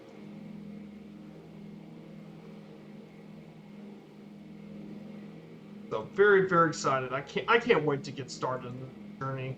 It's going to be an absolute blast. It's pretty crazy how far I've come as a streamer over the past 2 years. It's been pretty amazing. When I first started back streaming, back in 2021, it was in March, and I decided to do on this little series about baseball.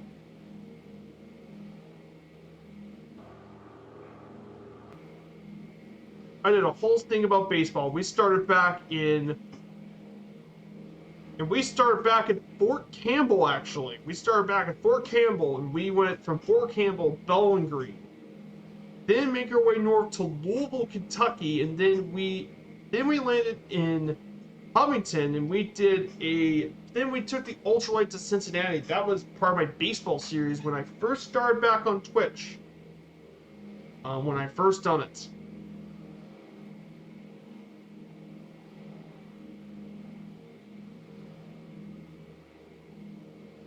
And that would start our Major League Baseball series as well.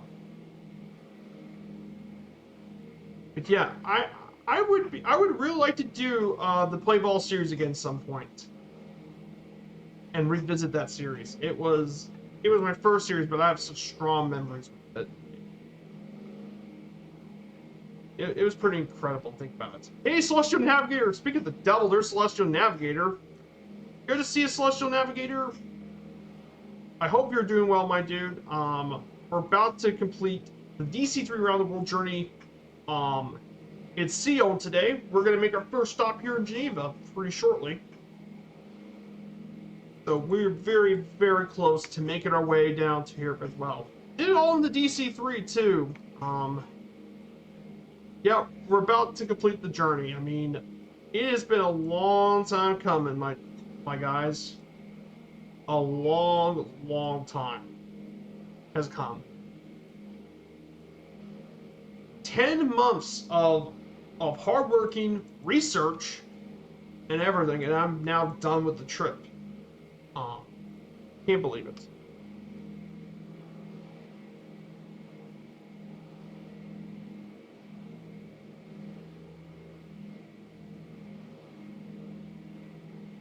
So, very, very excited to get this series wrapped up.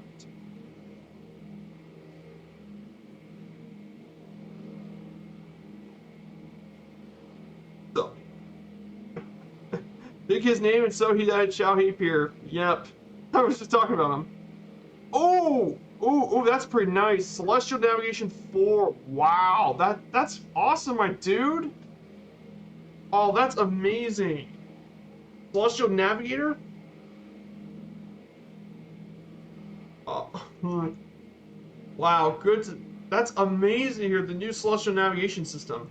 Yeah, if you guys aren't aware about Celestial Navigator, well, he actually worked on the Celestial Navigation software that Allison Johnson and Captain Arash used during their for their second recreation of Amelia Earhart's Around the World trip in 1937. Where Allison and Captain Arash actually used Celestial Navigation just like Amelia did on her journey. And they flew around the world recreating that series. I mean, I think that's still my favorite around the world trip that she's done. Because it felt like the real thing. In many ways, was the closest you can get to the real thing, which is pretty impressive. If you ask me. That's very, very exciting to hear. It includes visual, need to manually take the shot for 2 minutes, also auto filling form and auto plotting. Ooh, yes.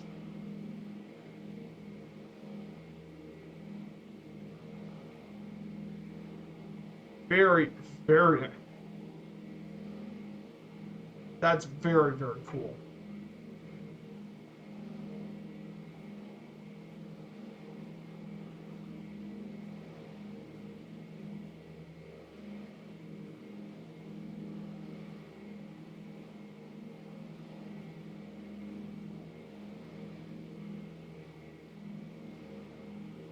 Very, very cool. like I said, I don't usually do so. I'm not the type of guy who does celestial navigation, but hey, I respect the hard work. The hard work of people to create software like this and all that, it earns my respect. So let's go ahead and I use celestial navigation to recreate it. Um, oh yes, that's right. I forgot something. Man, it's been a long time, my dude. It's been a long time. Yeah, that's right. You recreated the first commercial flight around the world by Pan Am. That's right.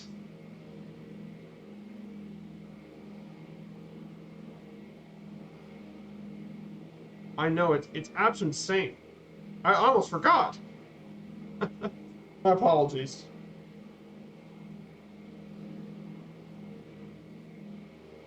So I'm gonna go ahead and work on the slides for Switzerland. I'm gonna go ahead and get those set up for you. Oh, absolutely, you can share a few screenshots. I wonder if you're in my Discord, Celestial Navigator. I have a Discord, so I wonder if you're in my Discord. I think you might be on my Discord, but I don't think so. But yeah, you can share them on my Discord. Share them on General or Flight Sim Chat. You can share it into my Discord. But yeah, feel free to put it on the Discord, my dude. You're more than welcome. Yeah, you're more than welcome to do it. But yeah, feel free to share it to me, of course. So let's go ahead and talk about Switzerland's culture for a bit. Switzerland's culture is very unique, thanks to its diverse cultural customs, and as a result, um,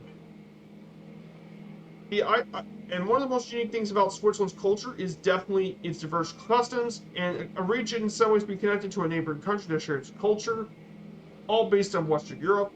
Switzerland is home to notable contributors in literature, art, architecture, music, and sciences. In addition, the country also attracted creatives during times of unrest and war. You can find over 1,000 museums in the country. Also, alpine symbols have played a big role in Swiss history, including alpine areas, ski resorts, mountain biking, pastoral cultures around the rural areas, folk art, and the Alphorn, which is a trumpet-like musical instrument, and yodeling as the epitomes of traditional Swiss music. So Switzerland has a very unique culture and identity compared to the rest of Switzerland.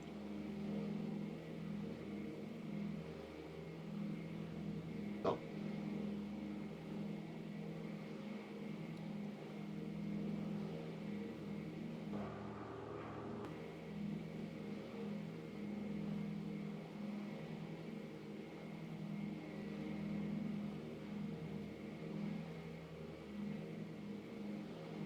the Alphorn can reach 111 decibels. Yeah, the Alphorn can get quite loud. Yeah, absolutely.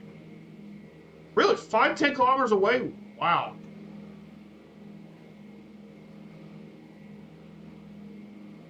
Um, Swiss literature has had the earliest form of literature in Switzerland were actually in German because the language is early predominant in Switzerland. Though in the 18th century, French became fashionable in Bern and elsewhere.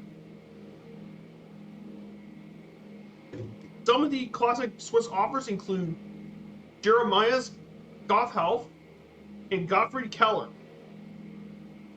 were some of the classic authors of Swiss literature. In terms of speak writers, one of the most famous is Jean-Jacques Rousseau, who was very important during the Age of Enlightenment, and Germain de Stael. But probably the most famous literary creation from Switzerland is the story of Heidi. A story of an orphan girl who lives with her grandfather in the Alps is one of the most popular children's books and is a symbol of Switzerland. Her creator, Johannes Spyri, wrote a number of books on similar themes. So there are quite a few special books and stuff as well. Private message Discord, yeah. Yes, of course. Let me go. Accept the DM.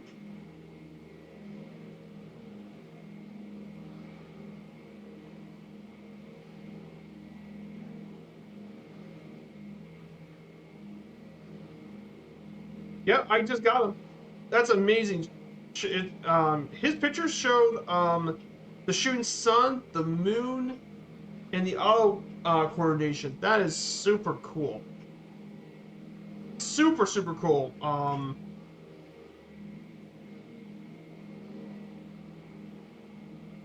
Very, very cool. Very, very excited for it.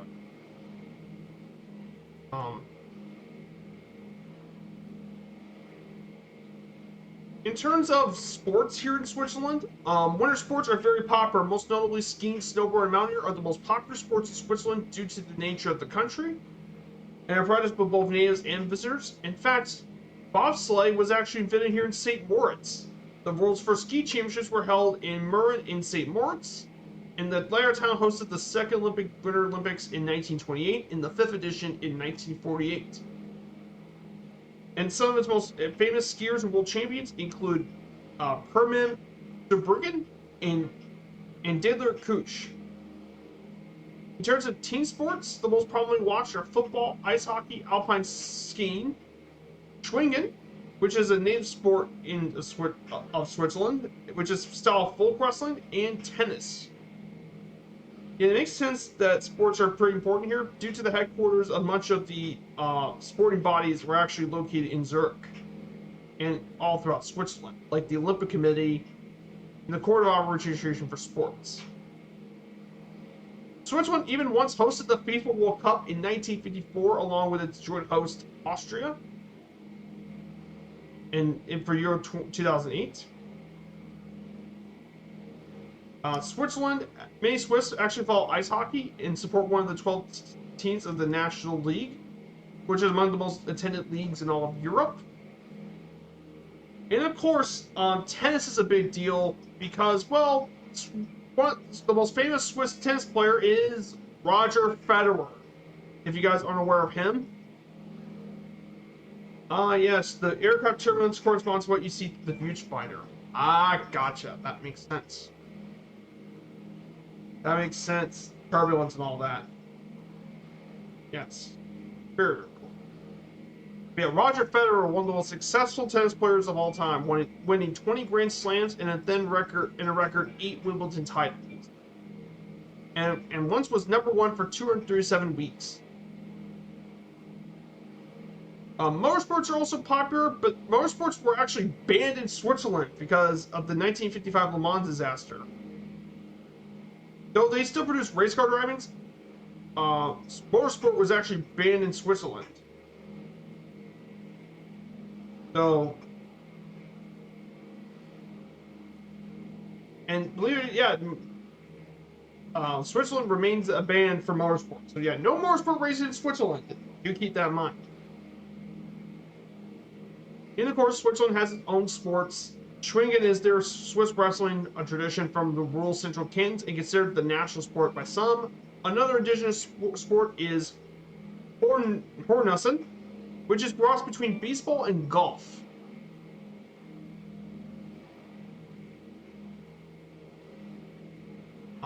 Very important stuff for sports.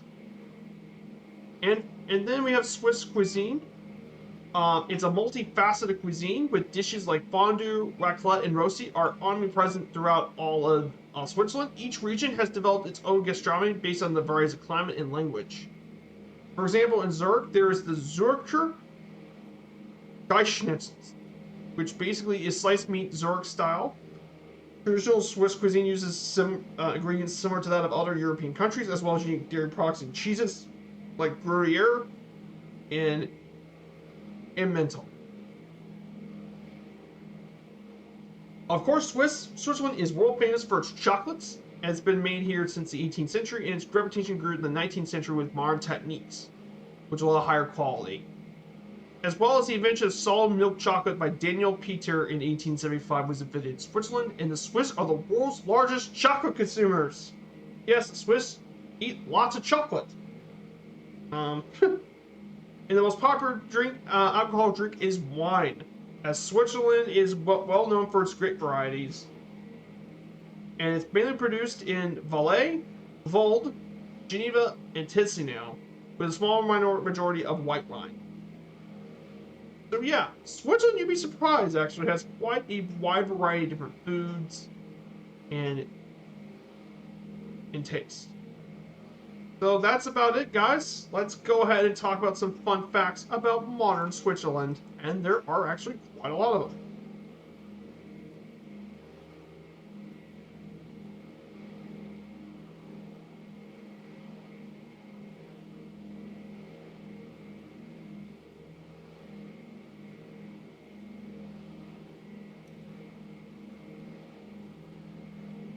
So one of the first fun facts about Switzerland is that it hasn't fought in international wars since 1815 because, well, Switzerland is a politically neutral country.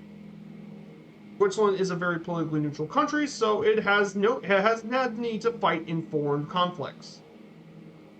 Similarly, one of the more interesting facts is it's also been home to the Red Cross organization, the oldest humanitarian organization in the world, established in 1863. You'd be surprised, actually, but actually not many Swiss own a home. Only 37% of all Swiss actually own a home. The rest actually does a lot of renting. So that's a weird fact, but I actually found that out. It's actually a pretty crazy fact for some people.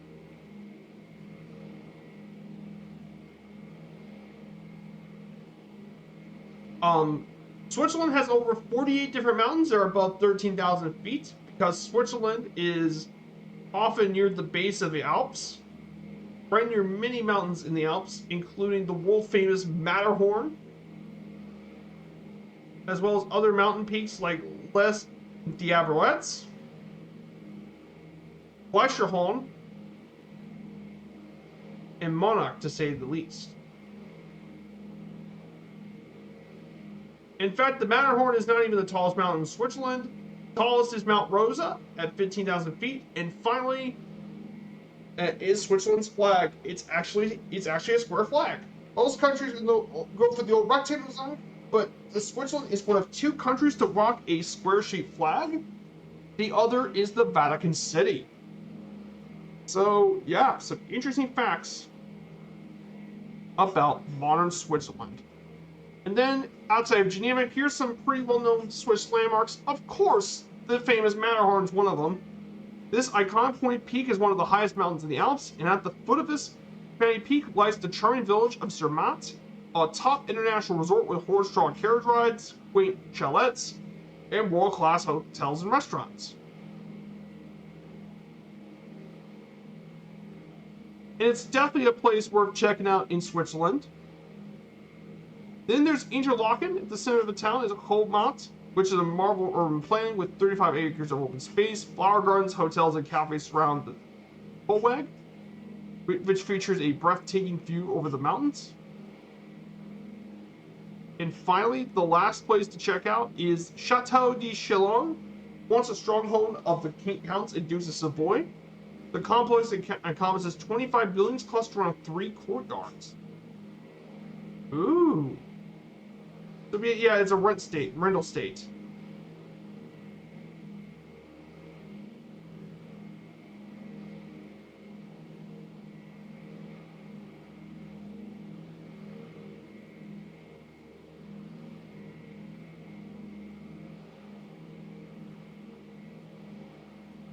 So yep, that's about it.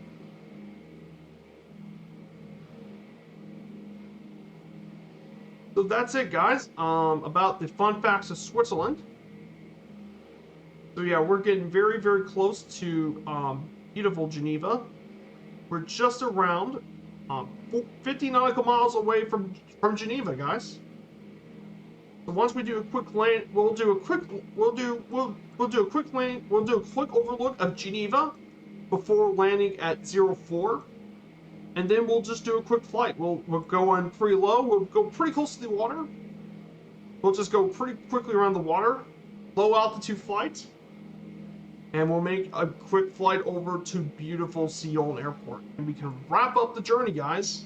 It's pretty crazy to think about this.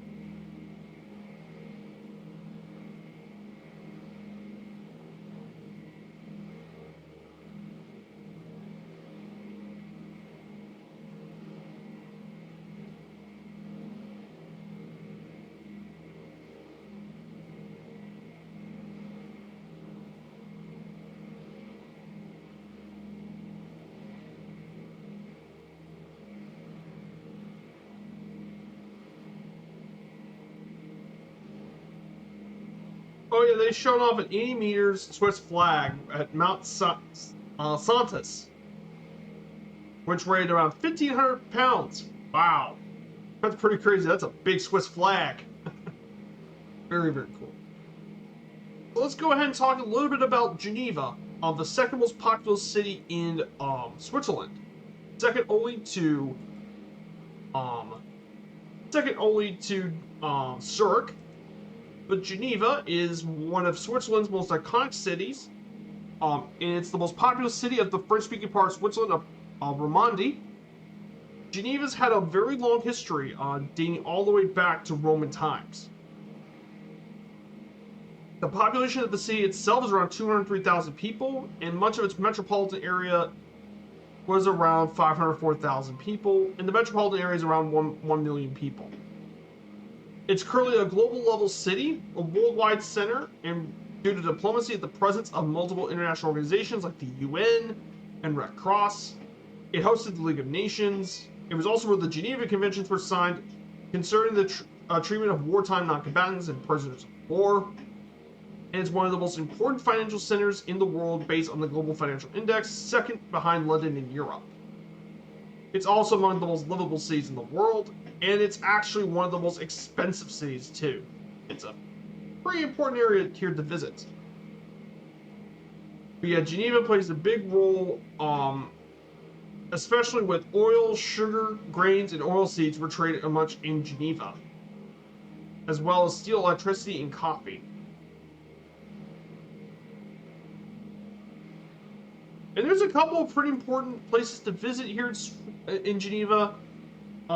Geneva is the background for me. The loveliest views of the city is from Lake Geneva. We will be flying over the lake after we land.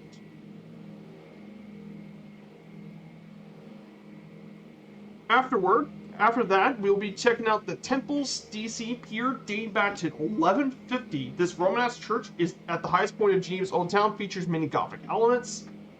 Then there's the Palais des Nations, or the Palace of Nations. And this guided tour, you can work on a carrier and see the artworks donated by the countries all around the world of the United Nations. And finally, the Patek Philippe Museum. Dating back to the company's timepieces since 1839, displays Swiss and other watches from the 16th to 19th centuries.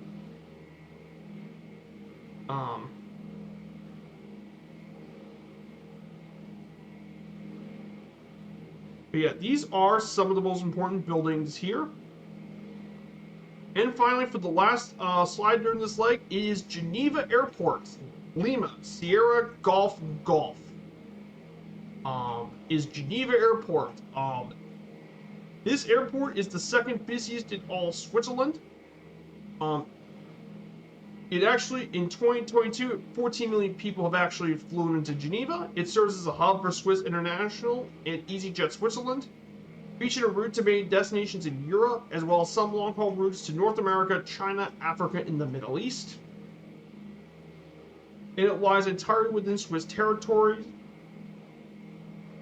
The airport has been around since October 11th, 1919, making it surprisingly a pretty old international airport. It's actually an old airport. Currently has two runways, 0422 at 12,795 feet and 04 left 22 right at 2,700 feet. But it really grew as a hub during the jet age, is where this airport really grew. And it goes through a ton of flights. It goes through all across Europe. But also, in addition to Europe, it also flies throughout North America, China, the Middle East, and some African destinations.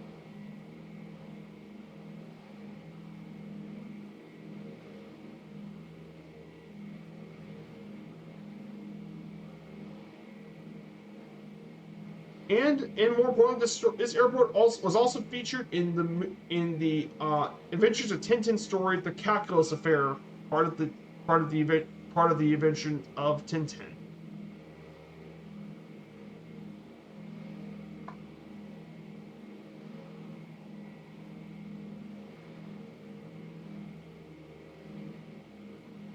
So yeah, that's it about Geneva.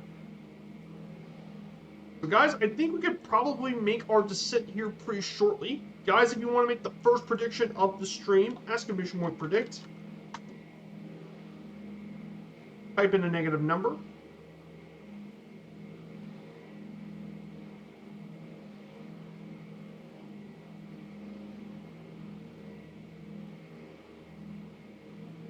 I'm going to go ahead and get ready for our descent.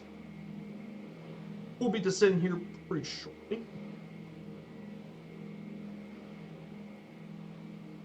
But yeah, we could see Geneva dead ahead.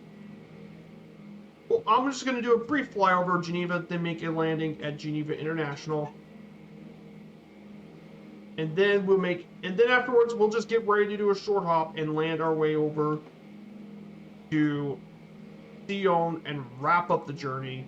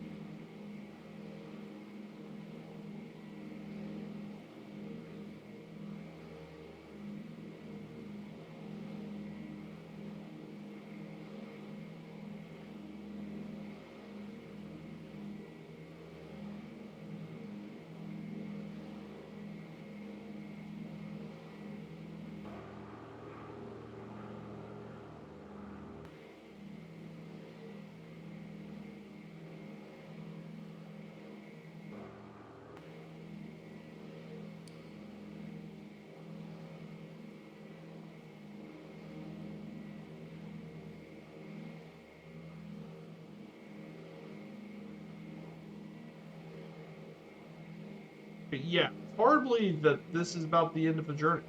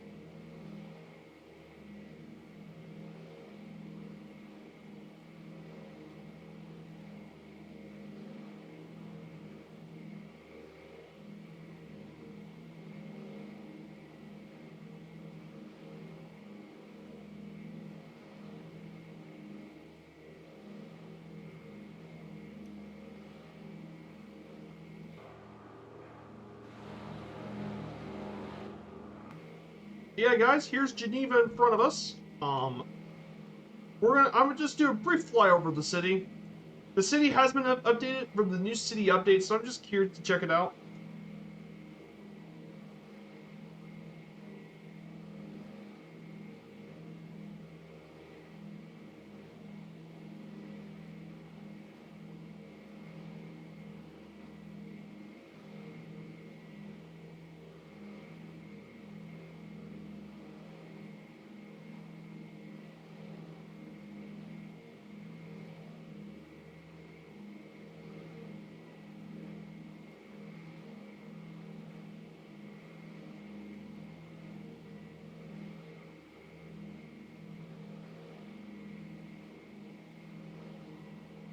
yeah, we can see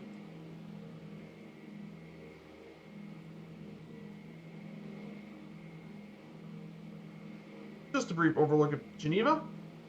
Let's go ahead and final make our way now. Exclamation point predict, guys, if you guys want to chat in.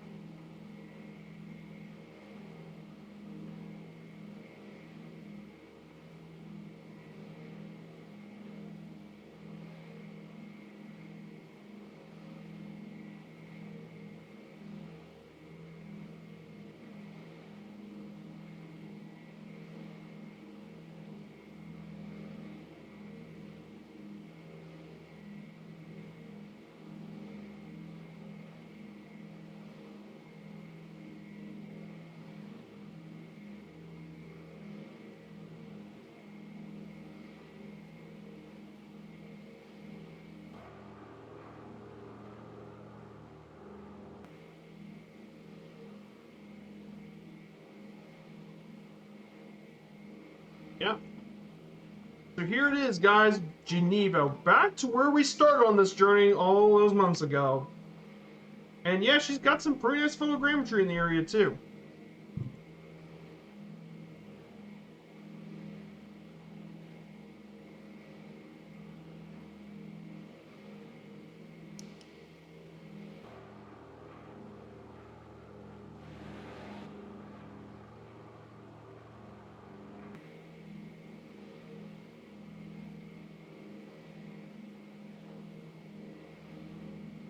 But yeah, Geneva's now got some photogrammetry now. I think we can see the Palaeid nations around here in this area, too.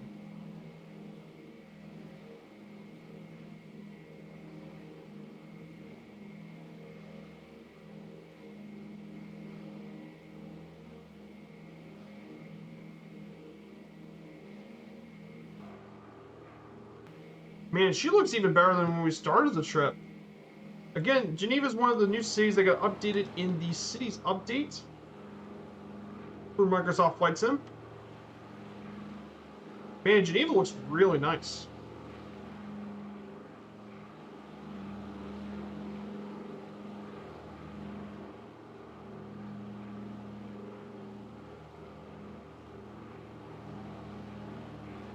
Wow, Geneva's looking nice.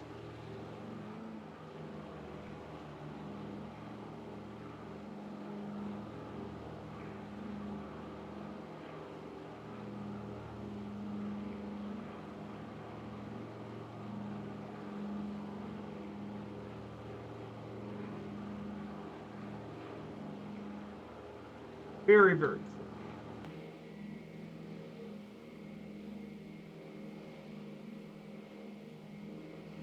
Yep.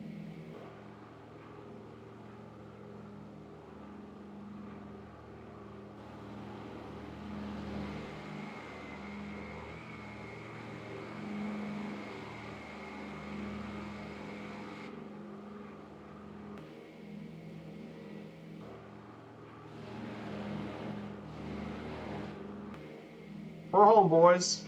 We did it. We're back in Geneva, where we first started. Lake 64 will be in the books pretty shortly. And prepare for this. Okay. 1 second. Don't blow out the ears. Okay.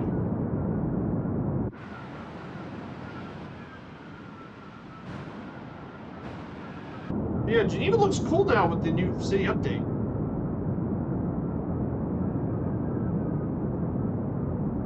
Yeah, the runway's pretty long, 12,000 feet, more than.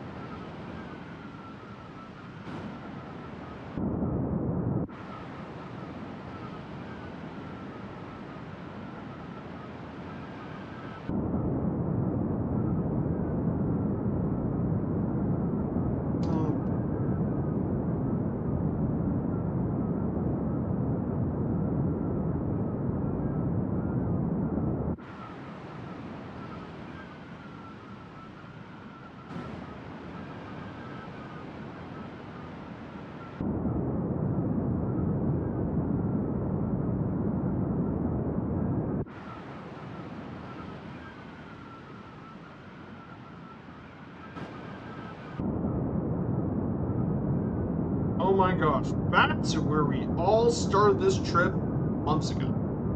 Here we go, guys. The first landing of the day.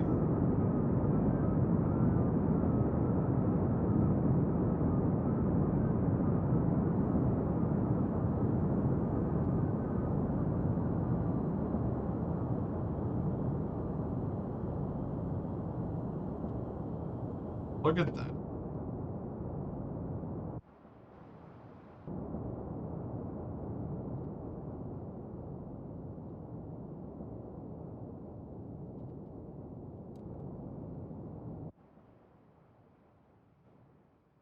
And we did it, guys. So, yep, we're back at Geneva where we first started the trip all those months ago. I mean, absolutely insane to think about. We're back at Geneva at long last. It just took us about 63 legs to get back to it took us 62 legs to get back to Geneva from where we started. So guys, thank you all once again. But we have one last leg left to go, guys. We got one last leg before we get started. Leg number 65, the final leg of the journey. 2 days over, there was one final leg left to go. September 14th, 2017. We have one last leg left to go. After the world tour was completed, they did one final leg from Geneva to Sion for the Breitling Sion Air Show 2017. During the event, they were able to perform formation flights with the Free City Tricolore, the Royal Jordanian Falcons, and the French Raphaels. And with that, once they landed in Sion, the world tour was officially completed and relived aviation history, and for thousands of people discover the world of aviation. So guys, we're going to get back in the air for one final time. We're going to go ahead and head back to we're going to get back onto the runway for one last leg. Full mix. Yep. Don't go anywhere, guys. We got one more leg. Oh boy.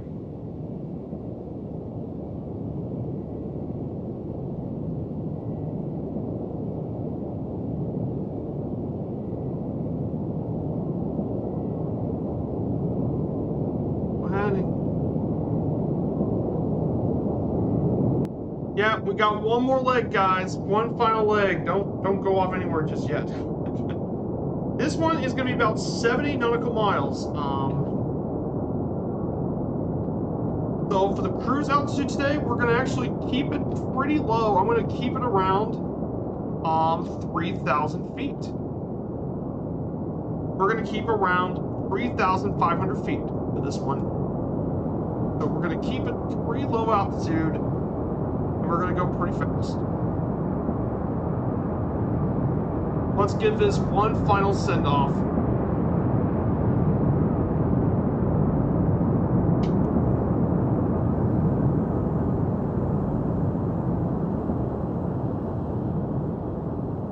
For one last send-off. Let's do this, guys.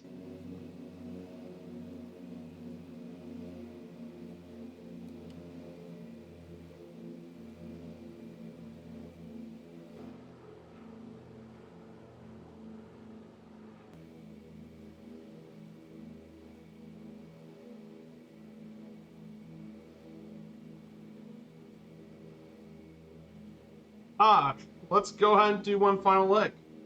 So this here is beautiful Lake Geneva. Beautiful Lake Geneva. This deep lake here in the north side of the Alps is one of the largest lakes in Western Europe and the largest on the course of the Rhone. One of the most popular things to do here in Lake Geneva is yacht racing. and high-performance catamarans have been developed on this lake.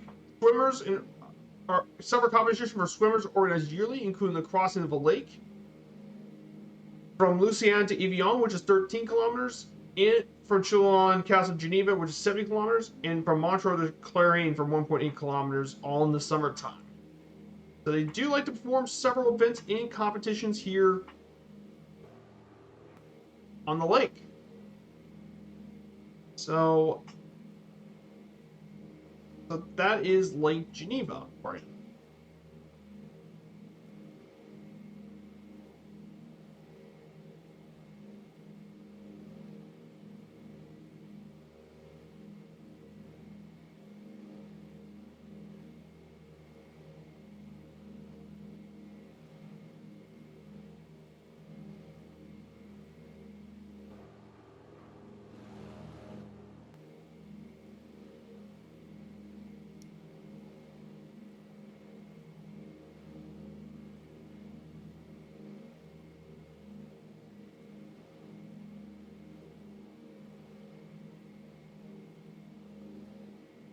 But yeah, guys, this is it, guys.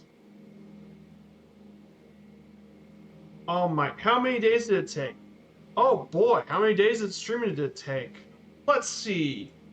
If I stream nearly every Sunday, let's see how many days I've done this of streaming. Let's see. 1, 2, 3, 4.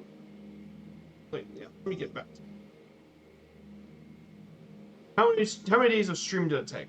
1, 2, 3. No, wait, it's 1, 2, 3, 4, 5, 6, 7, 8, 9, 10,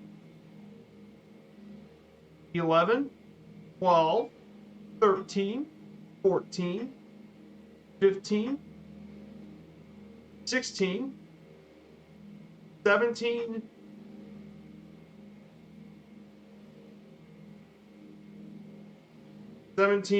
18, 19, 20, 21, 22, 23, 24, 25, 26, 27, 28, 29, 30, 31, 32, 33, 34, 35, 36, 37, and this will be 38 days. 38 days of this journey of streaming time.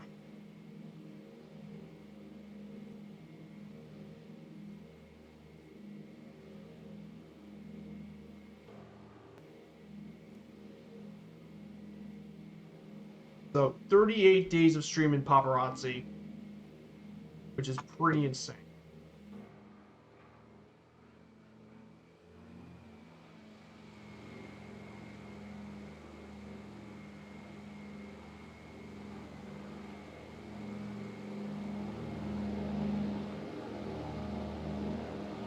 What an unbelievable journey. It is a lot. Yeah, it is a lot of fun. 25,000 nautical miles. Indagago's DC-3. It's an incredible journey here, and I could have not done it with a better community than the one I have here. Guys, thank you all so much for joining me on this insane journey in the DC-3. I mean, I didn't think I could get this done within a year, but here I am. So.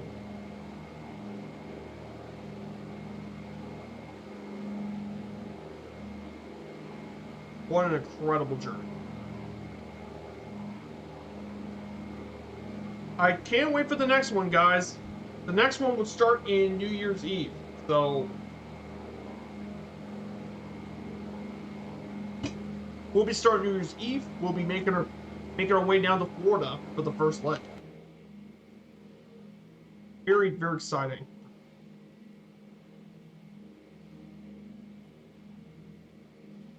And then for the notes, we'll be flying to the town of Sion, or Sinton. This town and municipality is the capital of the Canton of Valais. Population nearly 35,000 people. Some of the landmarks of the city include the Basilique de Valais, which is a castle in the city, and the Chateau de Tourbillon, right on the side of the hills of the city. It's also home to one of the most important prehistoric sites in Europe, and has been settled since antiquity. And their football club is FC Sion, and they play at Stade Tourbillon, or at home to 16,000 people. So, but there's a lot of different sites here as well of national importance.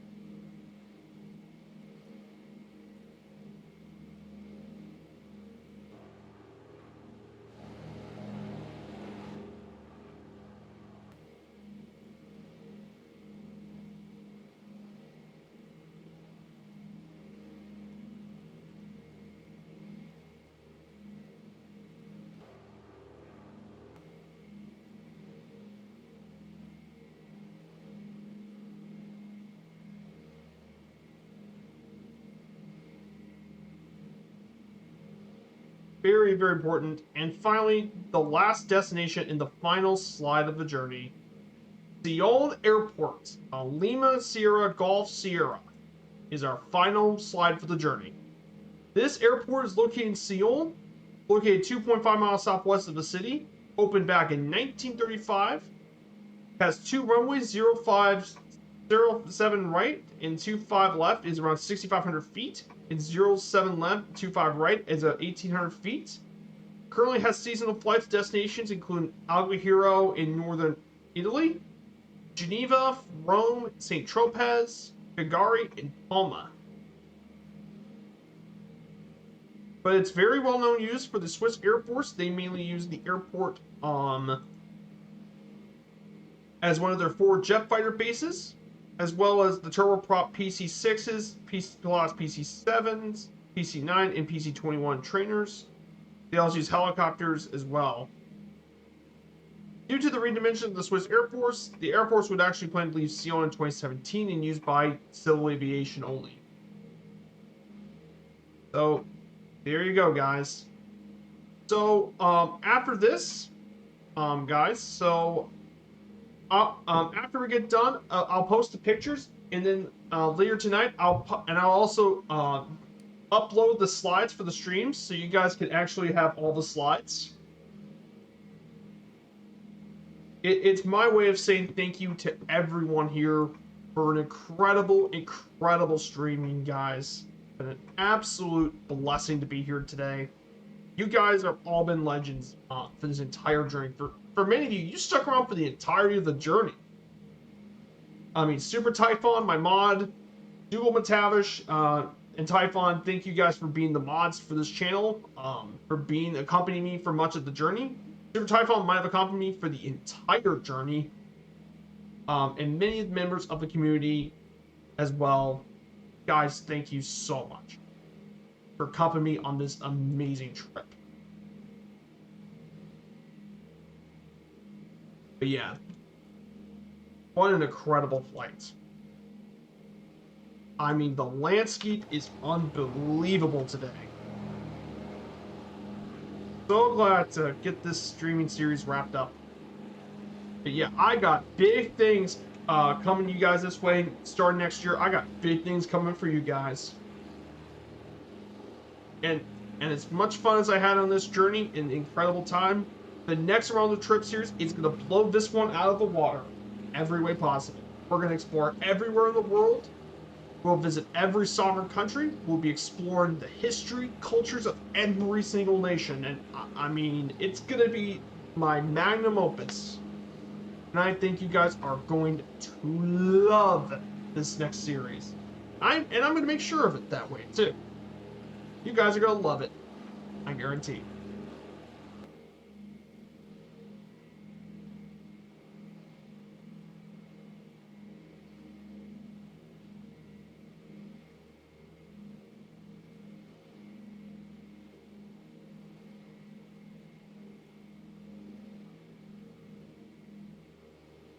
I mean, the valleys of this part of Switzerland, unbelievable.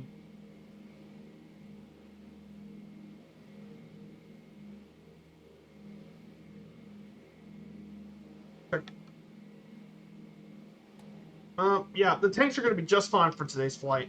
The field tanks are good.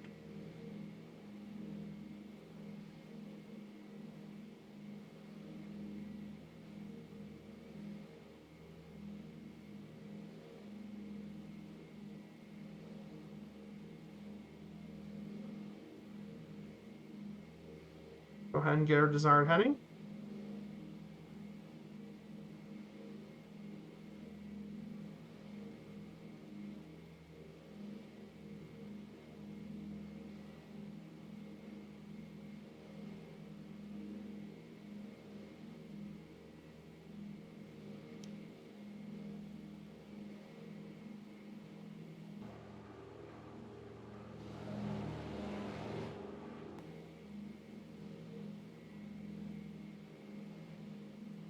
So guys, that means I do want to talk about the future of the channel for a bit, for just a little bit. So the future of it,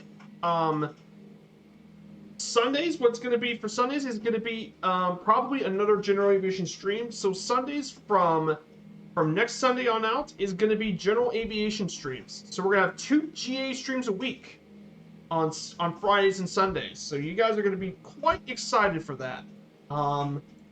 We're going to do plenty of general aviation flying. We'll be flying around in many series of planes.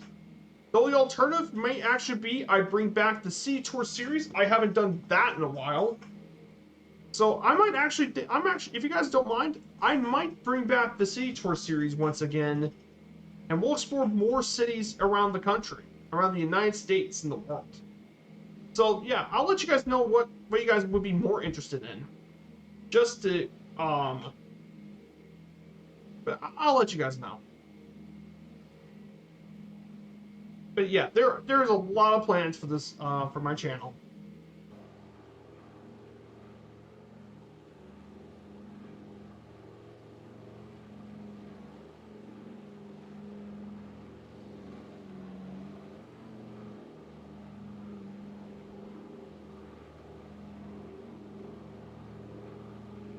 Beautiful valleys.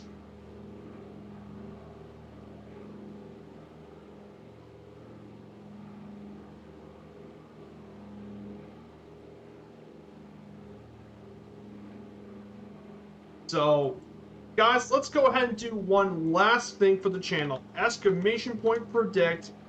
Type in a negative number. Guys, let's go ahead and do the last predictions of the series.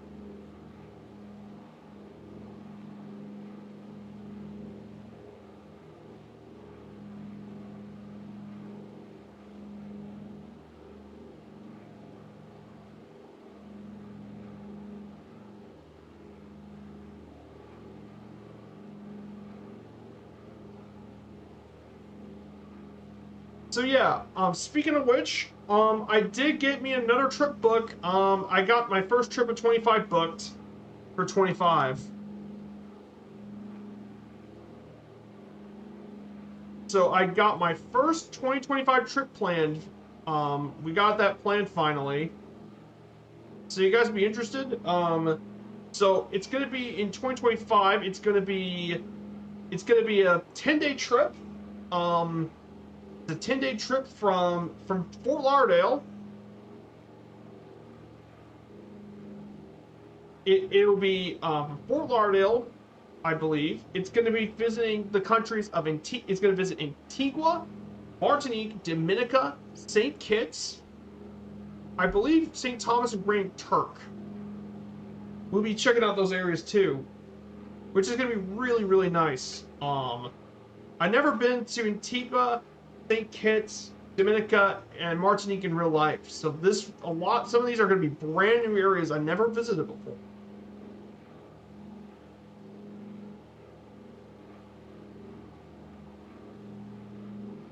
So I'm very excited to show you guys the picture for those.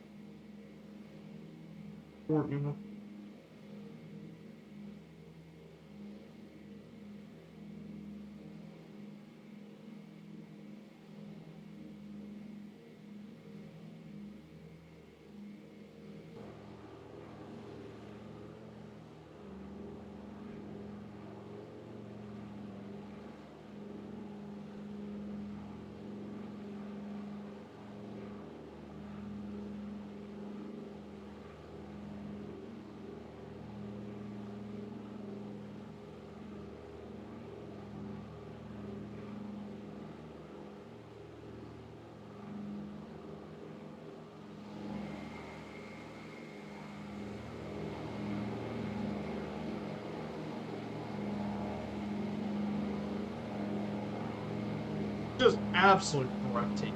The scenery.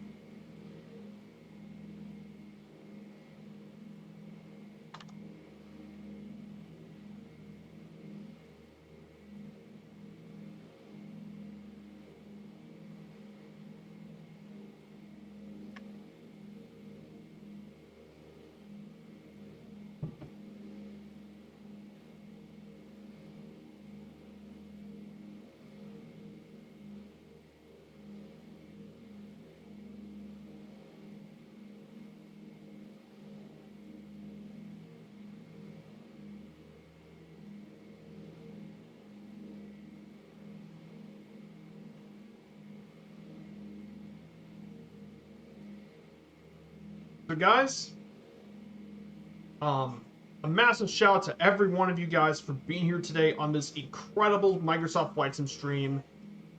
Thank you all again for this journey. I can't wait to show you guys this entire journey. Also, if you guys want to check out the VODs, check my YouTube channel, and you guys can get caught up in all the DC-3 journey stream. I'll keep it up there for you guys to watch.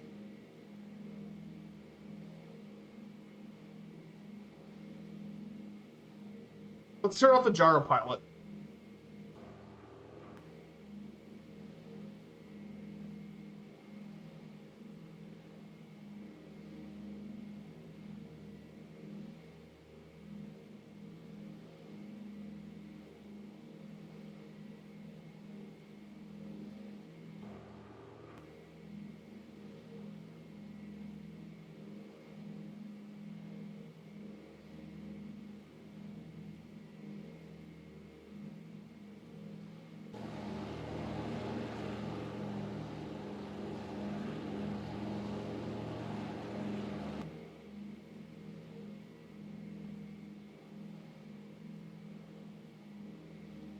Oh, absolutely. They're the sounds of radials.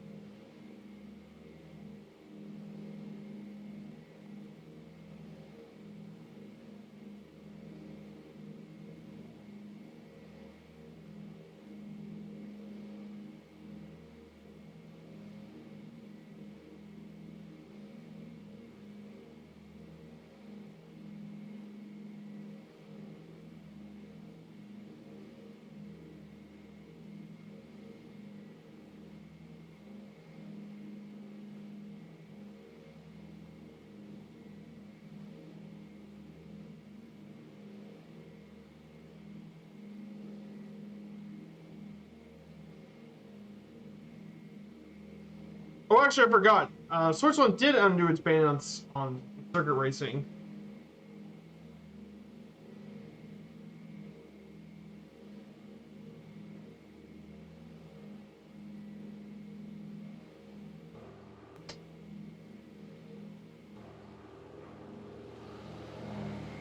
Just breathtaking scenery here.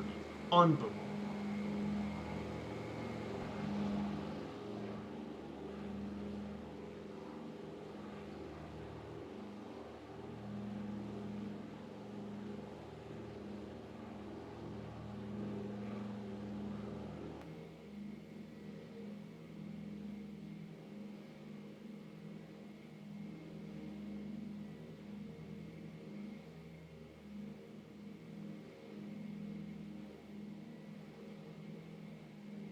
Here's the airport. Let's go ahead and get ready to land.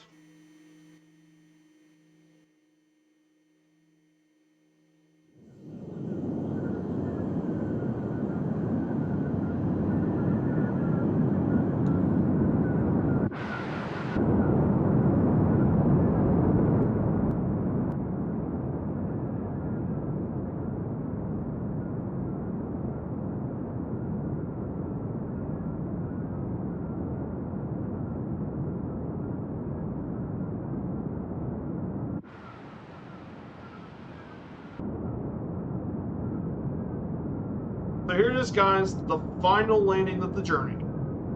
Guys, this has been an absolutely incredible journey today. Thank you all again.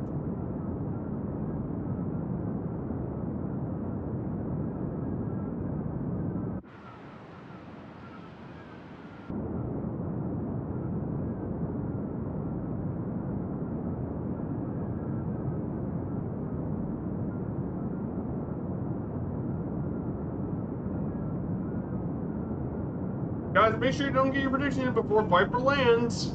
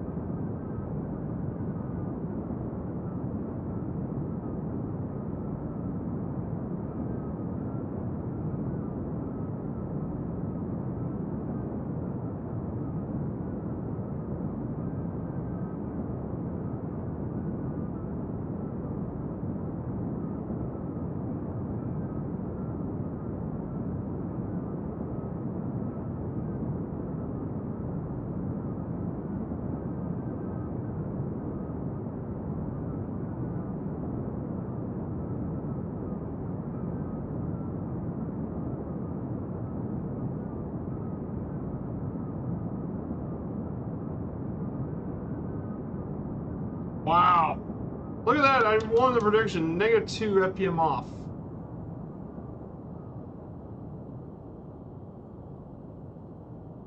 Wow, that was.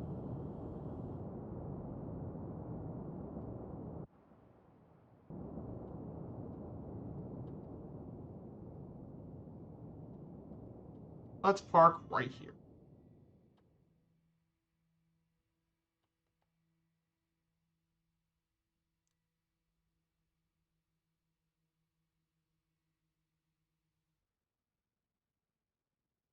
Unbelievable.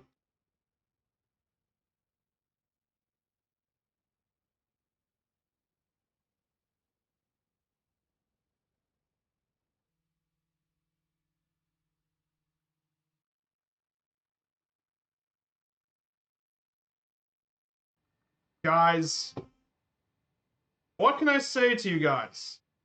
This has been an unbelievable journey. After 10 months of this journey,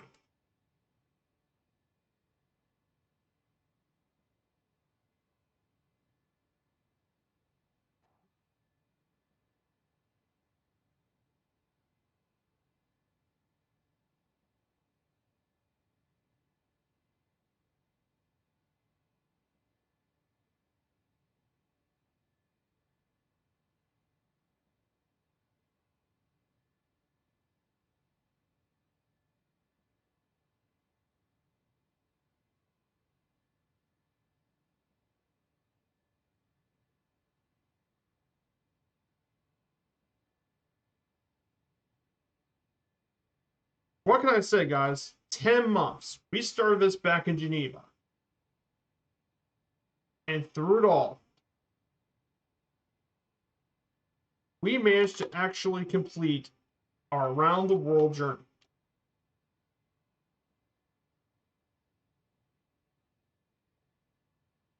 It's unbelievable we got this journey, and man, oh man, look where we ended up now. The around the world trip is finally completed after 10 months of long, hard work. Guys, a massive shout out to every one of you guys here today. This is for you guys. I mean, insane, insane stream. So, guys, it's over. Now we have to wait until now we got to wait till New Year's Eve for the next around the world trip. So until then, we'll be back on Wednesday for our next stream, a flight around the ATR. I don't know where, but we'll fly something around with the ATR. So guys, thank you so much for everyone here. We're gonna go ahead and say hello to Angry One Horn. Guys, thank you all so much. And congratulations to all of us for the journey. We'll be seeing you guys again soon, and as always, take care everyone and have a great rest of your Sunday. Bye.